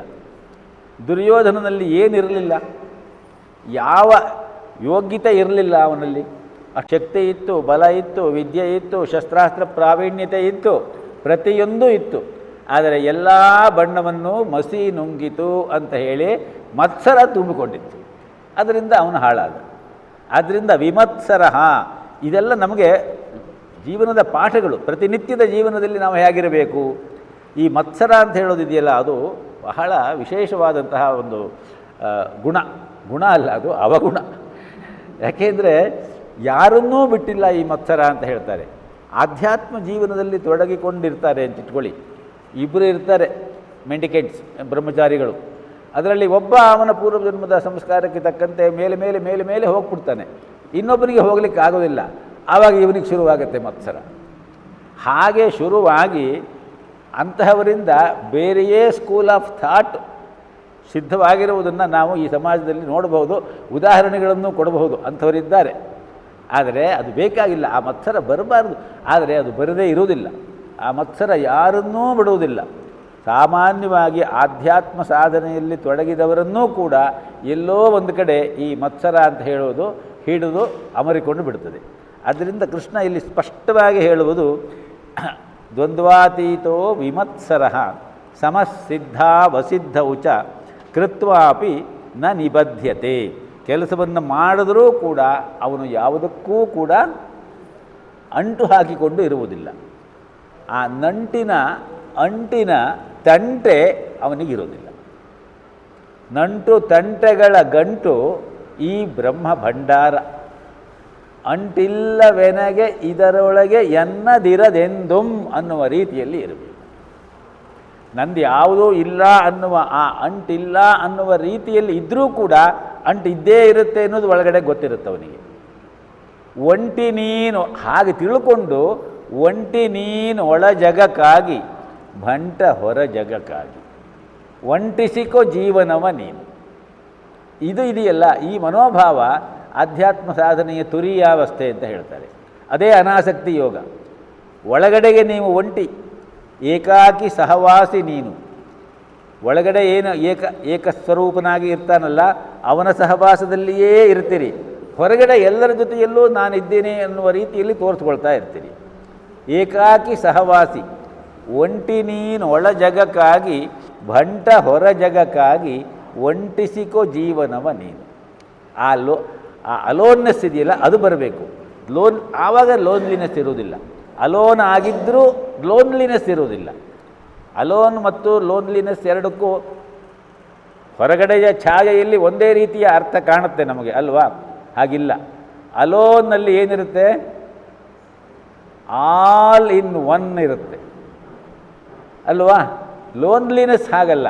ಅದು ಲೋನ್ಲಿನೆಸ್ಸು ನಮ್ಮನ್ನು ಬೆನ್ನು ಮೂಳೆಯ ಕಶೇರುಕದ ಮೂಲದಿಂದ ನಮ್ಮನ್ನು ಇಂಚು ತಿಂದು ಹಾಕ್ತಾ ಬರ್ತದೆ. ಆ ಲೋನ್ಲಿನೆಸ್ ಹೋಗಬೇಕಾದ್ರೆ ಈ ಅಲೋನ್ನೆಸ್ಸನ್ನು ನಾವು ನಮ್ಮದನ್ನಾಗಿ ಮಾಡಿಕೊಳ್ಬೇಕು. ಅದನ್ನು ಈ ಯದೃಚ್ಛಾ ಲಾಭ ಸಂತುಷ್ಟ ವಿಮತ್ಸರ ದ್ವಂದ್ವಾತೀತ ಸಮಸಿದ್ಧಾವಸಿದ್ಧೌ ಚ ಇವೆಲ್ಲವೂ ಹೇಳ್ತದೆ. ಇಂಥ ಶ್ಲೋಕಗಳನ್ನು ಬೇಕಾದಷ್ಟು ಹೇಳ್ಕೊಂಡು ಬಂದ್ವಿ ನಾವು. ಆ ರೀತಿಯಲ್ಲಿ ಕೃಷ್ಣ ಇಲ್ಲಿ ಯದೃಚ್ಛಾ ಲಾಭ ಸಂತುಷ್ಟ ದ್ವಂದ್ವಾತೀತೋ ವಿಮತ್ಸರ ಸಮಸಿದ್ಧಾವಸಿದ್ಧೌ ಚ ಕೃತ್ವಾಪಿ ನ ನಿಬದ್ಧತೆ. ಮಾಡಿದರೂ ಕೂಡ ಯಾವುದಕ್ಕೂ ಅವನು ಅಂಟಿಕೊಂಡು ಇರುವುದಿಲ್ಲ. ಅಂಟಿಯುಂ ಅಂಟದಿರು ವಿಬ್ಬಂದಿ ನಾವಾಗಬಾರ್ದು. ನಮ್ಮಲ್ಲಿ ಭಕ್ತಿ ಇದೆ, ಆದರೆ ಆ ಭಕ್ತಿ ಯಾವ ರೀತಿಯಲ್ಲಿ ಕೆಲಸ ಮಾಡ್ತಾ ಇದೆ ಅಂತ ಕೇಳಿದ್ರೆ, ಡಿ ವಿ ಜಿಯವರೇ ಇನ್ನೊಂದು ಕಡೆ ಹೇಳುವಂತೆ, ನಂಬಿದನು ಪ್ರಹ್ಲಾದ ನಂಬದಿದ್ದನು ತಂದೆ ಅಲ್ವಾ? ಪ್ರಹ್ಲಾದ ನಂಬಿದ, ಆದರೆ ಹಿರಣ್ಯಕಶಿಪುವಿಗೆ ನಂಬಿಕೆಯೇ ಇಲ್ಲ. ಆದ್ದರಿಂದ ಬಿಂಬದಿನೋ ಕಂಬದಿನೋ ಅವರಿಂಗಾಯಿತು ಮುಕ್ತಿ. ನಂಬಿದ ಪ್ರಹ್ಲಾದನಿಗೆ ಬಿಂಬದಿಂದ ಮುಕ್ತಿ ಆಯಿತು, ನಂಬದಿರುವ ಹಿರಣ್ಯಕಶಿಪುವಿಗೆ ಕಂಬದಿಂದ ಮುಕ್ತಿಯಾಯಿತು. ಕಂಬವನ್ನು ಒಡ್ಕೊಂಡು ಬಂದ. ಬಿಂಬದಿನೋ ಕಂಬದಿನೋ ಅವರಿಂಗಾಯಿತು ಮುಕ್ತಿ. ಆದರೆ ನೀನು ನಂಬಿಯುಂ ನಂಬದಿರು ವಿಬ್ಬಂದಿ ನೀನು ಸಿಂಬಳದಿ ನೊಣ ನೋಡು ಮಂಕುತಿ.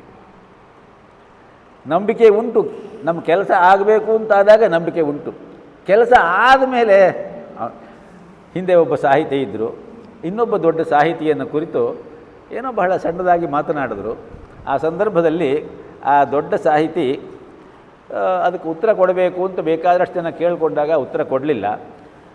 ಯಾರೋ ಒಬ್ಬರು ಆ ದೊಡ್ಡ ಸಾಹಿತಿಗೆ ಮತ್ತು ಈ ಸಾಹಿತಿಗೆ ಬೇಕಾದವರೊಬ್ಬರು ಯಾರನ್ನ ಕುರಿತು ಬಹಳ ಕೆಟ್ಟದಾಗಿ ಮಾತನಾಡಿದ್ರು ಅವ್ರನ್ನ, ಏನ್ರಿ ನಿಮ್ಮ ಸ್ನೇಹಿತರು ಅವ್ರ ಬಗ್ಗೆ ನೀವು ಇಂಥ ಮಾತಾಡಿದ್ರಲ್ಲ ಅಂತ ಕೇಳಿದಾಗ, ಅವ ಯಾವ ಸ್ನೇಹಿತ ರೀ, ಮಾಜಿ ಸ್ನೇಹಿತ ಅಂದ್ಬಿಟ್ರು. ಹೀಗಿರ್ತದೆ ಎಷ್ಟೋ ಜನ, ಹೆಸರುಗಳೆಲ್ಲ ಬೇಡ, ಹಿಂದಿನ ಸಾಹಿತ್ಯಗಳನ್ನು ಓದಿದವರಿಗೆ ಇದೆಲ್ಲ ಗೊತ್ತಿರ್ತದೆ. ಇಂಥದ್ದೆಲ್ಲ ನಡೆಯುತ್ತೆ. ಇದೆಲ್ಲ ಮತ್ಸರ ಅನ್ನೋದಿದೆಯಲ್ಲ, ಮತ್ಸರ ಹೊಟ್ಟೆ ತುಂಬಿದ ತೋಳತಾ ಮಲಗೀತು. ಆದರೆ ಮತ್ಸರಿಯ ಆ ಒಂದು ಭಾವಕ್ಕೆ ಯಾವತ್ತೂ ಕೂಡ ಸಮಾಧಾನ ಇಲ್ಲ. ಆ ರೀತಿಯಲ್ಲಿ ಈ ಶ್ಲೋಕ ನಮಗೆ ಇದನ್ನೆಲ್ಲ ತಿಳಿಸಿಕೊಡ್ತದೆ. 23ನೆಯ ಶ್ಲೋಕ ಹೇಳುತ್ತೆ, ಗತ ಸಂಗಸ್ಯ ಮುಕ್ತಸ್ಯ ಜ್ಞಾನಾವಸ್ಥಿತಚೇತಸಃ ಯಜ್ಞಾಯಾಚರತಃ ಕರ್ಮ ಸಮಗ್ರಂ ಪ್ರವಿಲೀಯತೆ. ಸಂಘ ಹೋಗಿ ಮುಕ್ತನಾಗಿದ್ದಾನೆ ಒಬ್ಬ ಸಾಧಕ, ಯೋಗಿ ಅಂತ ಇಟ್ಕೊಳ್ಳಿ. ಜ್ಞಾನದಲ್ಲಿ ನಿಂತುಕೊಂಡಿದ್ದಾನೆ. ಜ್ಞಾನ ಅವಸ್ಥಿತ ಚೇತಸಃ, ಅವನಿಗೆ ಜ್ಞಾನ ಸಂಪೂರ್ಣವಾಗಿ ಬಂದಿದೆ. ಯಜ್ಞಾಯಾಚರತಃ ಕರ್ಮ, ಯಜ್ಞಕ್ಕೋಸ್ಕರ ಅವನು ಕರ್ಮವನ್ನು ಮಾಡ್ತಾ ಇದ್ದ. ಈ ಯಜ್ಞಕ್ಕೋಸ್ಕರ ಕರ್ಮ ಅನ್ನೋದನ್ನು ನಾವು ಎಲ್ಲಿ ಭಾಳ ವಿಶೇಷವಾಗಿ ಹೇಳ್ಕೊಂಡಿದ್ದೀವಿ. 3ನೇ ಅಧ್ಯಾಯದ ಕರ್ಮಯೋಗದ 9ನೆಯ ಶ್ಲೋಕ ಹೇಳಿದೆ, ಯಜ್ಞಾರ್ಥಾತ್ ಕರ್ಮಣಃ ಅನ್ಯತ್ರ ಕರ್ಮೋಯಂ ಲೋಕೋಯಂ ನಿಬದ್ಧತೆ, ನಮ್ಮನ್ನು ಆ ಲೋಕಕ್ಕೆ ಅಂಟಿಸಿಬಿಡುತ್ತದೆ. ಯಜ್ಞಾರ್ಥವಾಗಿ ಕರ್ಮ ಮಾಡಬೇಕು ನಾವು. ಆದ್ದರಿಂದ ತದರ್ಥಂ ಕರ್ಮ ಕೌಂತೆಯ ಮುಕ್ತ ಸಂಘ ಸಮಾಚಾರ, ಅರ್ಜುನನಿಗೆ ಹೇಳ್ತಾ ಇರೋದು ಕೃಷ್ಣ ಅಲ್ಲಿ. ಆ ಯಜ್ಞ ದೃಷ್ಟಿ ಇಟ್ಟುಕೊಂಡು ನೀನು ಕರ್ಮ ಮಾಡು. ಮುಕ್ತ ಸಂಘ, ಸಂಘ ಅಂತ ಹೇಳಿದ್ರೆ ಅಟ್ಯಾಚ್ಮೆಂಟು, ಅದನ್ನು ಬಿಟ್ಟು ನಾನು ಮಾಡ್ತಾ ಇದ್ದೀನಿ ಈಶ್ವರನ ಭೃತ್ಯನಂತೆ ಮಾಡ್ತಾ ಇದ್ದೀನಿ. ಆದ್ದರಿಂದ ಆ ದೃಷ್ಟಿ ಅದೇ ಸಂಘರಹಿತವಾದ ಕೆಲಸ. ಆ ರೀತಿಯಲ್ಲಿ ಯಜ್ಞಾಯ ಆಚರತಃ ಕರ್ಮ, ಯಜ್ಞಕ್ಕೋಸ್ಕರ ಮಾತ್ರವೇ ನಾನು ಕರ್ಮ ಮಾಡ್ತಾ ಇದ್ದೀನಿ ಎಂಬ ಭಾವನೆಯಿಂದ ಕರ್ಮ ಮಾಡುವವನಿಗೆ ಆ ಕರ್ಮದ ಯಾವ ಬಂಧನವೂ ಅವನಿಗೆ ಇರುವುದಿಲ್ಲ. ಅವನ ಕರ್ಮ ಬಂಧನ ಅವನಿಗೆ ಇಲ್ಲ. ಸಂಪೂರ್ಣವಾಗಿ ಸಮಗ್ರಂ ಪ್ರವಿಲೀಯತೆ, ಕರ್ಮ ಬಂಧನ ಅವನನ್ನು ಹಿಡಿದುಕೊಳ್ಳುವುದಿಲ್ಲ. ಯಾಕೆ ಅಂದರೆ ಅವನು ಕರ್ಮ ಫಲಾಶೆಯನ್ನು ಬಿಟ್ಟಿದ್ದಾನೆ. ಸಂಘ ಆಶೆ ಮತ್ತು ಕರ್ಮ ಫಲ ಆಶೆ 2 ದೋಷಗಳು ಕರ್ಮದಲ್ಲಿ. ಇದೆರಡನ್ನೂ ಅವನು ಬಿಟ್ಟಿದ್ದಾನೆ. ಗತ ಸಂಘಸ್ಯ ಮುಕ್ತಸ್ಯ, ಸಂಘದ ಆಸೆ ಇಲ್ಲ ಅವನಿಗೆ, ಹೊರಟೋಗಿದೆ, ಮುಕ್ತನಾಗಿದ್ದಾನೆ ಯೋಗಿ ಅವನು. ಜ್ಞಾನಾವಸ್ಥಿತ ಚೇತಸಃ, ಜ್ಞಾನದಲ್ಲಿಯೇ ನೆಲೆ ನಿಂತಿದ್ದಾನೆ. ಸಂಪೂರ್ಣವಾಗಿ ಅವನಿಗೆ ಗೊತ್ತು ಜೀವ ಏನು, ಬ್ರಹ್ಮ ಏನು, ಆತ್ಮ ಏನು, ಯಜ್ಞ ಏನು, ಕರ್ಮ ಏನು, ಪರಮೇಶ್ವರ ಏನು, ಜಗತ್ತೇನು, ಇದೆಲ್ಲವೂ ಗೊತ್ತು ಅವನಿಗೆ. ಆದ್ದರಿಂದ ಅವನು ಉಸಿರು ಇರುವವರೆಗೂ ಕೆಲಸ ಮಾಡಲೇಬೇಕು ನಾನು ಅಂತ ಹೇಳುವುದು ಗೊತ್ತು ಅವನಿಗೆ. ಅವನಿಗೆ ಅಷ್ಟೆಲ್ಲ ಗೊತ್ತಿದ್ದರೂ ಕೂಡ ಅವನು ಕೆಲಸ ಮಾಡದೇ ಇರುವುದಿಲ್ಲ. ಯಾಕೆಂದರೆ ಯಜ್ಞ ದಾನ ತಪೋ ಕರ್ಮ ನ ತ್ಯಾಜ್ಯಂ ಕರ್ಮ ಏವ ತತ್. ಯಜ್ಞೋ ದಾನಂ ತಪಶ್ಚೈವ ಪಾವನಾನಿ ಮನೀಷಿಣಃ ಅಂಥೇಳಿ 18ನೇ ಅಧ್ಯಾಯದಲ್ಲಿ ಪುನಃ ಕೃಷ್ಣ ಹೇಳ್ತಾನೆ. ಇಲ್ಲಿ ಯಜ್ಞ ದಾನ ತಪಸ್ಸು ಅನ್ನುವುದೇ ಕರ್ಮ ಅಂತ ಅರ್ಥ ಅಲ್ಲ ಅದಕ್ಕೆ. ಈ ಸಂದರ್ಭಕ್ಕೆ ಕೃಷ್ಣ ಆ ರೀತಿ ಹೇಳಿದ್ದಾರಲ್ಲಿ. ನಾವು ಮಾಡುವ ಪ್ರತಿಯೊಂದು ಕರ್ಮವೂ ಕೂಡ ಯಜ್ಞವೇ. ಸಮಾಜಕ್ಕಾಗಿ ನಾವು ಮಾಡುವ ಕರ್ಮ, ನಮ್ಮ ಸಂಸಾರಕ್ಕಾಗಿ ನಾವು ಮಾಡುವ ಕರ್ಮ, ಪ್ರತಿಯೊಂದು ಯಜ್ಞ ಅನ್ನುವ ದೃಷ್ಟಿಯಲ್ಲಿ ಮಾಡಿದಾಗ ಆ ಕರ್ಮ ಬಂಧನ ಇರುವುದಿಲ್ಲ ನಮಗೆ.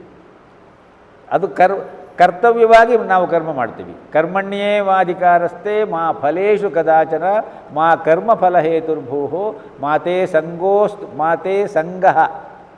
ಆ ಸಂಘ ಇಲ್ಲ. ಅಕರ್ಮದಲ್ಲಿ ಸಂಘ ಇರಬಾರ್ದು, ಕರ್ಮದಲ್ಲಿ ಸಂಘ ಇರಬೇಕು, ಕರ್ಮ ಫಲದಲ್ಲಿ ಸಂಘ ಇರಬಾರ್ದು. ಹೀಗೆ ಕರ್ಮಣ ಗಹನೋ ಗತಿ ಅಂತ ಹೇಳ್ಕೊಂಡಿದ್ದೀವಿ ನಾವು. ಸ್ವಲ್ಪ ಕನ್ಫ್ಯೂಷನ್ ಆಗುತ್ತೆ ಅದು ಒಂದೊಂದು ಸಾರಿ. ಆದ್ದರಿಂದ ಅದನ್ನು ಕೃಷ್ಣನೇ ಹೇಳಿಬಿಟ್ಟಿದ್ದಾನೆ, ಕರ್ಮಣ ಗಹನೋ ಗತಿ ಅಂತ ಹೇಳಿಬಿಟ್ಟು.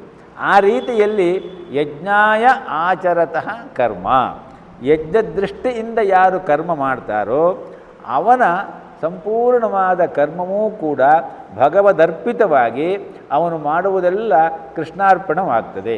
ಆ ದೃಷ್ಟಿಯಿಂದ ಒಬ್ಬ ಕರ್ಮ ಮಾಡಬೇಕು, ಸಂಸಾರಿಯಾದವನು ಆ ರೀತಿಯಲ್ಲೇ ಮಾಡಬೇಕು ಅನ್ನುವಂತಹ ಅರ್ಥವನ್ನು ಈ ಶ್ಲೋಕ ಕೊಡುತ್ತೆ. 24ನೆಯ ಶ್ಲೋಕ. ಬ್ರಹ್ಮಾರ್ಪಣಂ ಬ್ರಹ್ಮಹವಿಃ ಬ್ರಹ್ಮಾಗ್ನೌ ಬ್ರಹ್ಮಣಾಹುತಂ ಬ್ರಹ್ಮೈವ ತೇನ ಗಂತವ್ಯಂ ಬ್ರಹ್ಮಕರ್ಮ ಸಮಾಧಿನ. ಅತ್ಯಂತ ಜನಪ್ರಿಯವಾದಂತಹ ಒಂದು ಶ್ಲೋಕ. ಪ್ರತಿಯೊಬ್ಬರೂ ಇದನ್ನು ಯಾವಾಗಲೂ ಹೇಳ್ಕೊಳ್ತಾ ಇರ್ತಾರೆ. ರಾಮಕೃಷ್ಣ ಮಿಷನ್ನಿನ ಎಲ್ಲ ಸಂದರ್ಭಗಳಲ್ಲಿ ಊಟಕ್ಕೆ ಕೂರುವ ಮೊದಲು ಈ ಶ್ಲೋಕ ಹೇಳ್ಕೊಳ್ಳದೆ ಅವರು ಆಹಾರ ಸೇವನೆಯೇ ಮಾಡೋದಿಲ್ಲ. ನಮ್ಮಲ್ಲೂ ಎಷ್ಟೋ ಜನ ಆ ತರಹ ಮಾಡ್ತಾರೆ. ದೊಡ್ಡ ದೊಡ್ಡ ಸಮಾರಂಭಗಳು ಅದು ಇದು ಆದಾಗ ಪ್ರತಿನಿತ್ಯವೂ ನಾವು ಊಟ ಮಾಡುವಾಗ ಈ ಶ್ಲೋಕವನ್ನು ಹೇಳಿಕೊಂಡೇ ಮಾಡಬೇಕು ಅಂತ ಹೇಳಿ ನಮ್ಮ ಹಿಂದಿನವರು ನಮಗೆ ಒಂದು ದಾರಿ ಹಾಕಿಕೊಟ್ಟಿದ್ದಾರೆ. ಇದು ಒಂಥರಹ ಒಗಟಿನ ತರಹ ಕಾಣುತ್ತೆ ಈ ಶ್ಲೋಕ ಅಲ್ವೇ. ಬ್ರಹ್ಮಾರ್ಪಣಂ, ಅರ್ಪಣ ಬ್ರಹ್ಮ, ಬ್ರಹ್ಮ ಹವಿಹಿ, ಹವಿಸ್ಸು ಬ್ರಹ್ಮ, ಬ್ರಹ್ಮಾಗ್ನೌ, ಅಗ್ನಿಯೋ ಬ್ರಹ್ಮ, ಬ್ರಹ್ಮಣ ಹುತಂ, ಹುತಂ ಅಂದರೆ ಕೊಟ್ಟದ್ದು, ಬ್ರಹ್ಮಣ ಹುತಂ ಬ್ರಹ್ಮನೇ ಕೊಟ್ಟದ್ದು. ಅಂದರೆ ಯಾರು ಹುತವನ್ನು ಮಾಡಿ ಅಂದರೆ ಕರ್ಮವನ್ನು ಮಾಡಿ ಅದನ್ನು ಕೊಡ್ತಾನೋ ಅವನು ಬ್ರಹ್ಮನೇ. ಬ್ರಹ್ಮೈವ ತೇನ ಗಂತವ್ಯಂ ಬ್ರಹ್ಮಕರ್ಮ ಸಮಾಧಿನ. ಬ್ರಹ್ಮಕರ್ಮವೆಂಬ ಸಮಾಧಿಯಿಂದ ಅವನಿಗೆ ಸಿಕ್ಕಬೇಕಾದದ್ದು ಏನು ಅಂತ ಕೇಳಿದ್ರೆ ಬ್ರಹ್ಮೈವ ತೇನ ಗಂತವ್ಯಂ, ಅವನು ಹೋಗಬೇಕಾದದ್ದು ಬ್ರಹ್ಮನಲ್ಲಿಗೆಯೇ. ಇದು ಒಬ್ಬ ಸಾಧಕರ ಮನಸ್ಸು ಸಂಪೂರ್ಣವಾಗಿ ಬ್ರಹ್ಮಮಯವಾದಾಗ ಈ ದೃಷ್ಟಿಯಲ್ಲಿ ಅವನು ಇರ್ತಾನೆ. ಬ್ರಹ್ಮ ಅರ್ಪಣಂ ಅರ್ಪ್ಯತೆ ಅನೇನ ಇತಿ ಅರ್ಪಣಃ ಅಂತ ಹೇಳಿ, ಯಾವುದನ್ನು ನಾವು ಅರ್ಪಣೆ ಮಾಡ್ತೀವೋ, ಒಂದು ದೊಡ್ಡ ಕೆಲಸಕ್ಕಾಗಿ ನಾವು ಯಾವುದನ್ನು ಯಾರಿಗಾದರೂ ಕೊಡ್ತೀವೋ ಅದು ಅರ್ಪಣ, ಅರ್ಪಿಸುವುದು ಅಂತ ಮಾತುಂಟಲ್ವ. ಆ ರೀತಿಯಲ್ಲಿ ಅರ್ಪಣವೂ ಬ್ರಹ್ಮ. ನಾವೇನೆಲ್ಲ ಕೊಡ್ತೀವೋ ಒಳ್ಳೆಯ ಕಾರ್ಯಕ್ಕಾಗಿ ಅದೆಲ್ಲವೂ ಬ್ರಹ್ಮವೇ. ಬ್ರಹ್ಮ ಹವಿಹಿ, ಯಾವ ವಸ್ತುವನ್ನು ನಾವು ಕೊಡ್ತೀವೋ, ಸಾಮಾನ್ಯವಾಗಿ ಹವಿ ಅನ್ನುವ ಶಬ್ದ ಹೋಮಿಸು ಅನ್ನುವ ಆ ಒಂದು ಪರಿಕಲ್ಪನೆಯಲ್ಲಿ ನಮಗೆ ಇದು ಬಹಳ ಅನ್ವಯವಾದ ರೀತಿಯಲ್ಲಿ ಸೇರುತ್ತೆ. ಒಂದು ಹೋಮ ಹವನ ಅಗ್ನಿಯನ್ನು ಪ್ರತಿಷ್ಠಾಪನೆ ಮಾಡಿಕೊಂಡು ಹೋಮ ಹವನ ಮಾಡಿದಾಗ ಅಲ್ಲಿ ಹವಿಸ್ಸು ಹವಿರಾದಾನ ಅನ್ನುವ ಪದ ಉಂಟು. ಚರು ಪುರೋಡಾಶಾದಿ ಸಮಗ್ರ ದ್ರವ್ಯಗಳು ಅನ್ನುವ ಮಾತುಂಟು. ಆಮೇಲೆ ಆಜ್ಯಾಹುತಿ ಅನ್ನುವ ಮಾತುಂಟು, ಸಮಿಧಾಹುತಿ ಎನ್ನುವ ಮಾತುಂಟು. ಇವೆಲ್ಲ ಹೋಮಗಳ ಸಂದರ್ಭದಲ್ಲಿ ಬರುವಂತಹ ಪಾರಿಭಾಷಿಕ ಶಬ್ದಗಳು. ಅಥವಾ ಹೋಮಕ್ಕಾಗಿ ನಾವು ಏನೆಲ್ಲ ಸಂಗ್ರಹ ಮಾಡಿಕೊಳ್ತೀವೋ ಅದಕ್ಕೆ ನಮ್ಮ ಹಿಂದಿನವರು ಕೊಟ್ಟಿರುವಂತಹ ಒಂದು ಪಾರಮಾರ್ಥಿಕ ಅರ್ಥದ ಶಬ್ದಗಳು. ಈಗ ಹೋಮದ ಸಾಧನ ಉಂಟು, ಹೋಮ ಮಾಡಲಿಕ್ಕೆ ಸಾಧನ. ಆ ಸಾಧನ ಯಾವುದು? ಈಗ ಕೂತ್ಕೊಂಡಂತಹ ಆಚಾರ್ಯರು 2 ಮರದ ಸೌಟಿನ ತರಹದ್ದು ಇಟ್ಕೊಂಡಿರ್ತಾರೆ. 2 ಸೌಟು ಥರದ್ದು. ಒಂದರಲ್ಲಿ ಒಂದು ಗೋಮುಖದ ರೀತಿಯಲ್ಲಿ ಇರ್ತದೆ, ಅದರಲ್ಲಿ ಜಾಸ್ತಿ ಆಜ್ಯ ಹಿಡಿಯುತ್ತೆ. ಇನ್ನೊಂದರಲ್ಲಿ ಅದು ಸೌಟಿನ ಥರನೇ ಇರುತ್ತೆ, ಆ ಆಜ್ಯವನ್ನು ಹಾಕ್ಕೊಳ್ತಾರೆ. ಇವುಗಳನ್ನು ಸೃಕ್ ಸೃವ ಅಂತ ಹೇಳ್ತಾರೆ. ಆ ಹಾಕುವ ಆ ಚಮಚ ಅಥವಾ ಆ ಸೌಟಿನ ಥರ ಇರುತ್ತಲ್ಲ ಅದನ್ನು ಸೃಕ್ ಅಂತ ಹೇಳ್ತಾರೆ. ಯಾವುದರಲ್ಲಿ ಹಾಕ್ತೀವೋ ಅದನ್ನು ಸ್ರವ ಅಂತ ಸ್ರುವ ಅಂತ ಹೇಳ್ತಾರೆ. ಈ ಸೃಕ್ ಸ್ರುವ ಇದೆಯಲ್ಲ ಅದು ಕೂಡ ಬ್ರಹ್ಮವೇ.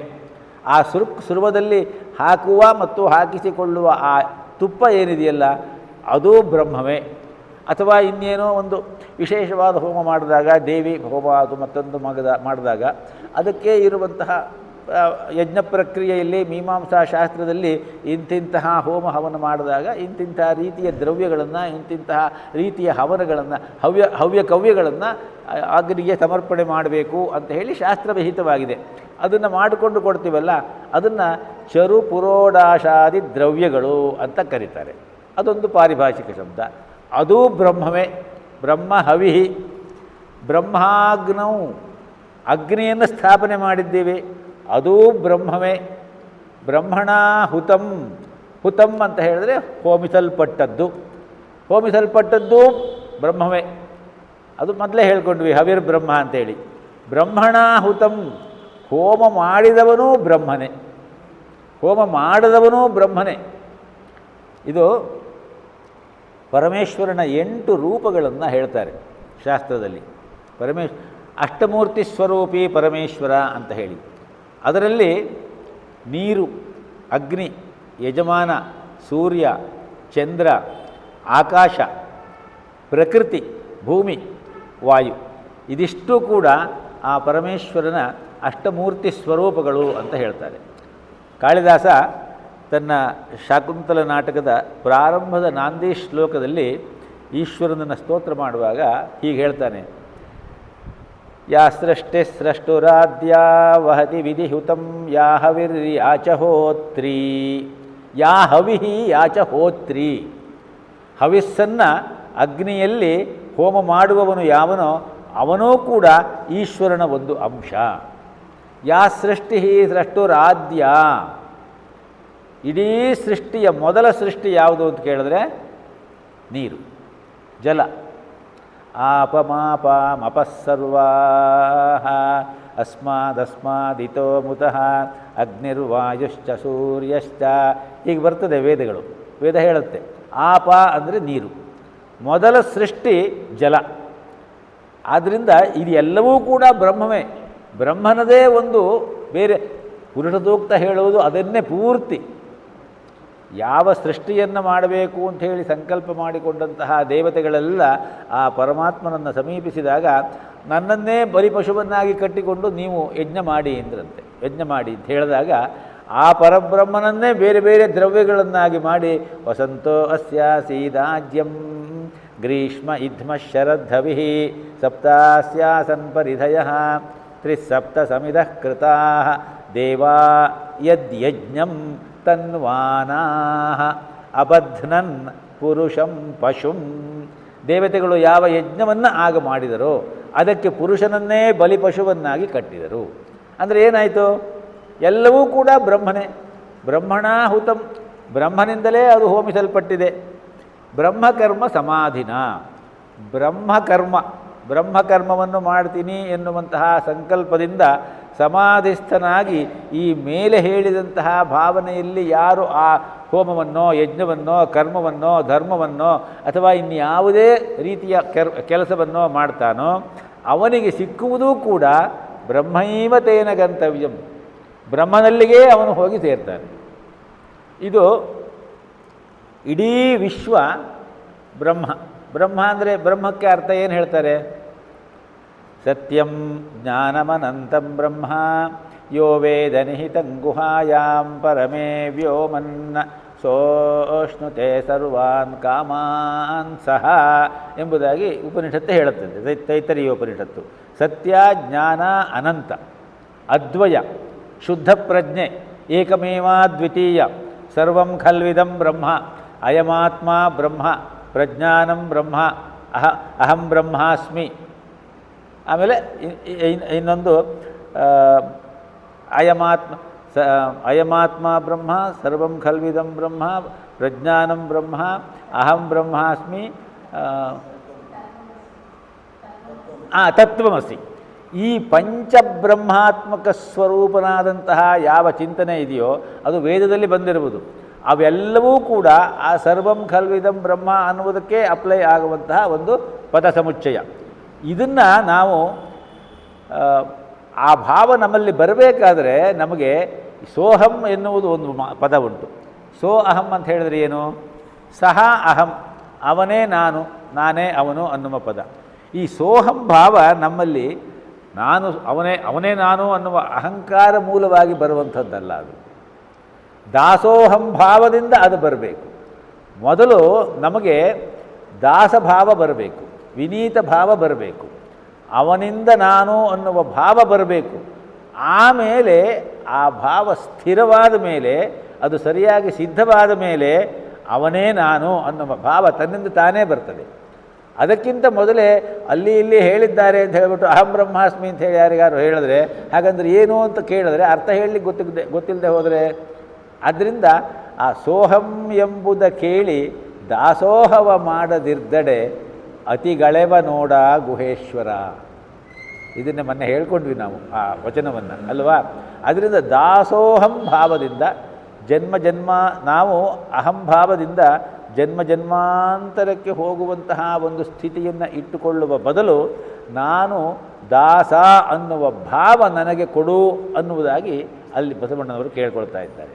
ಆ ರೀತಿಯಲ್ಲಿ ಇರುವವನಿಗೆ ಬ್ರಹ್ಮ ಬೇರೆಯಲ್ಲ, ಬ್ರಹ್ಮವೆಂಬುದದೇನು, ಬ್ರಹ್ಮವಲ್ಲದುದದೇನು, ಪರಿಕಿಸಲು ವಿಶ್ವವೇ ಬ್ರಹ್ಮ ಕಾಣು. ಇಡೀ ವಿಶ್ವವೇ ಬ್ರಹ್ಮ.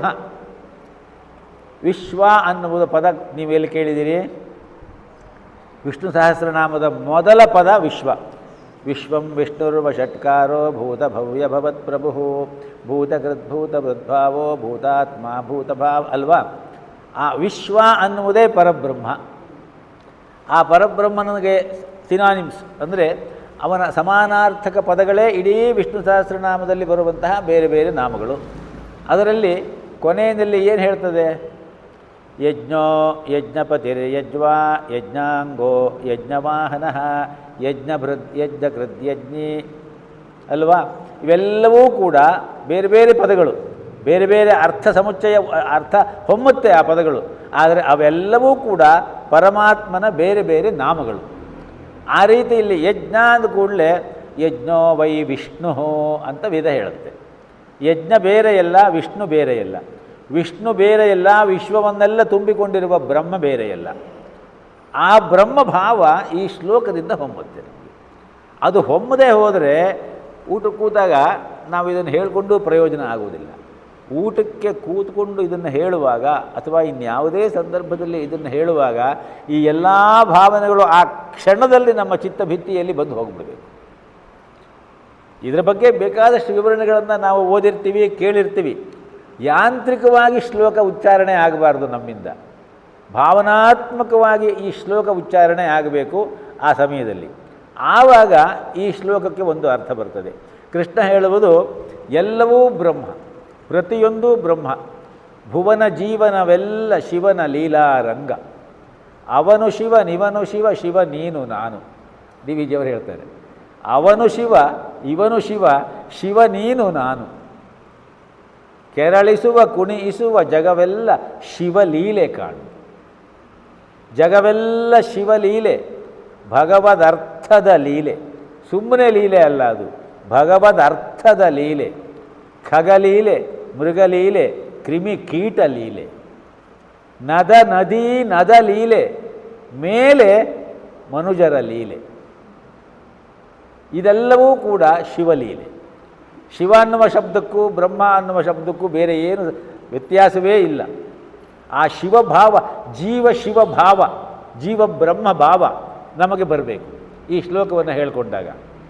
ಬ್ರಹ್ಮ ಅಂತ ಹೇಳಿದ್ರೆ ಬೃಹಿ ವೃದ್ಧವು ಇತಿ ಬ್ರಹ್ಮ ಅಂತ ಹೇಳ್ತಾರೆ.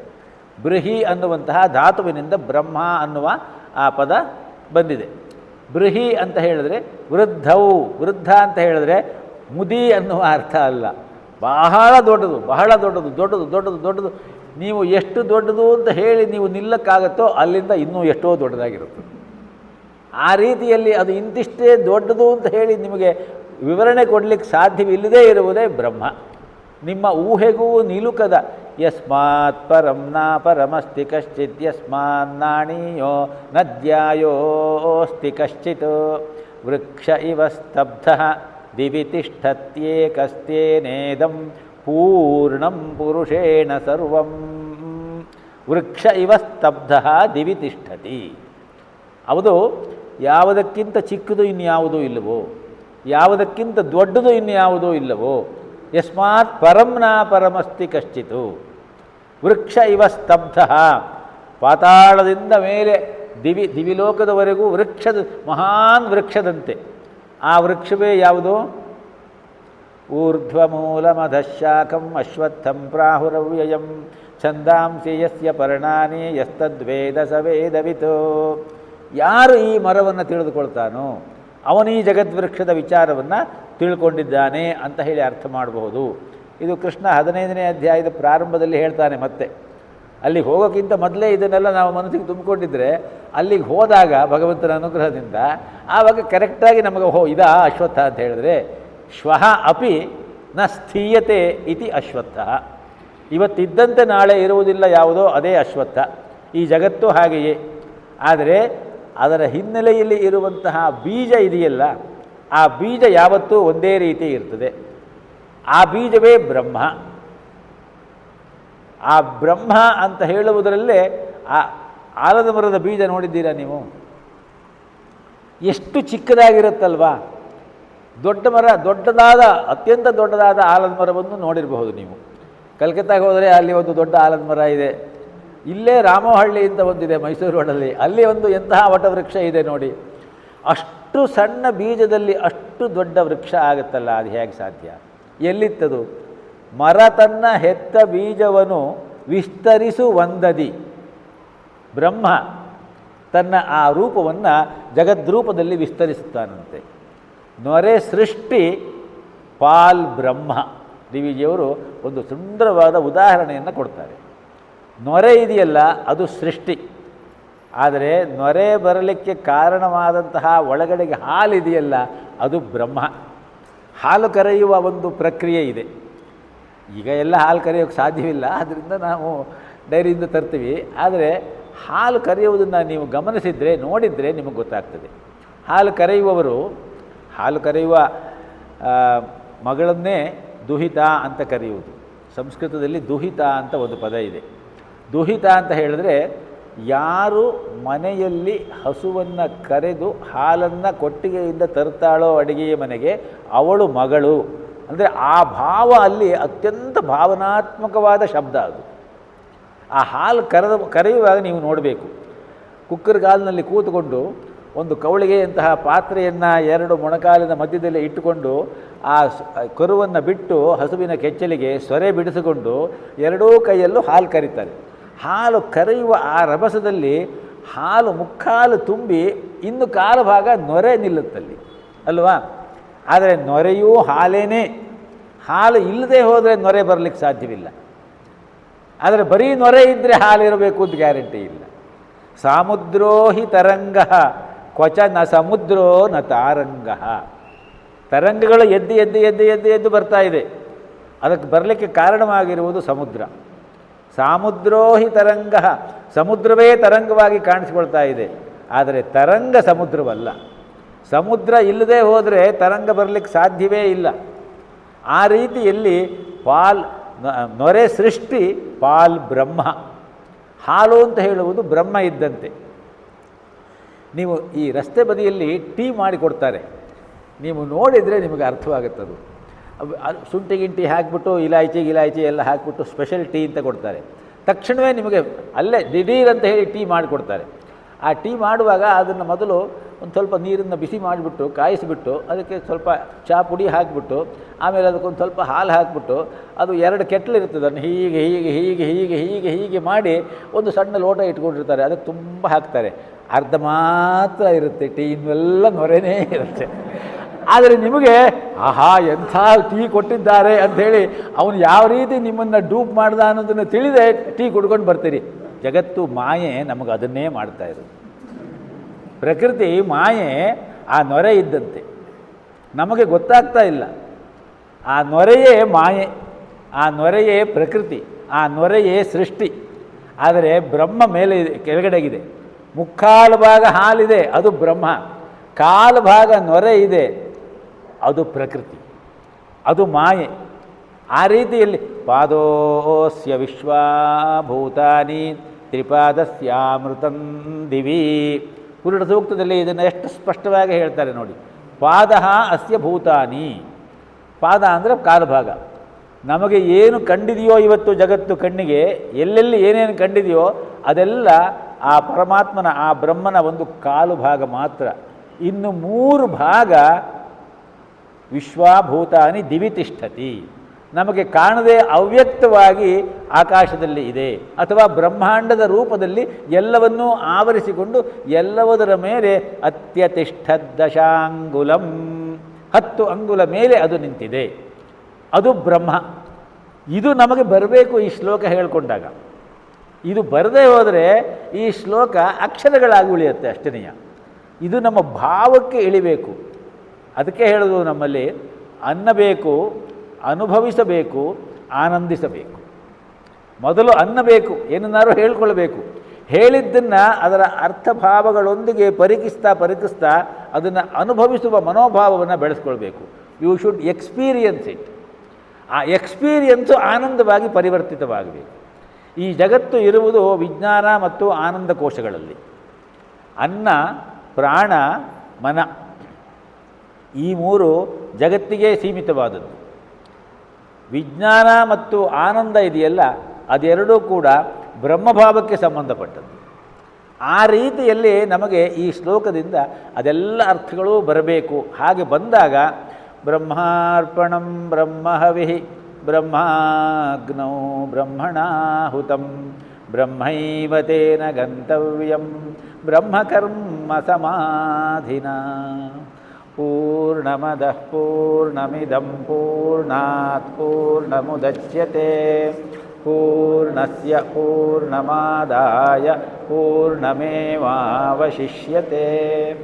ಓಂ ಶಾಂತಿ ಶಾಂತಿ ಶಾಂತಿ. ಹರಿ ಓಂ. ಶ್ರೀಕೃಷ್ಣಾರ್ಪಣಮಸ್ತು. ವೇದ ಮಂತ್ರಗಳು ತುಂಬ ಬಂತು ನನ್ನ ಬಾಯಿಂದ, ಅದರಿಂದ ಹರಿ ಓಂ ಅಂತ ಸಹಜವಾಗಿ ಬಂತು. ಅದು ಪ್ರತಿನಿತ್ಯ ನಾನು ಹರಿ ಓಂ ಅಂತ ಹೇಳೋದಿಲ್ಲ, ಅದು ಸಹಜವಾಗಿ ಬಂದದ್ದು ಅದರಿಂದ.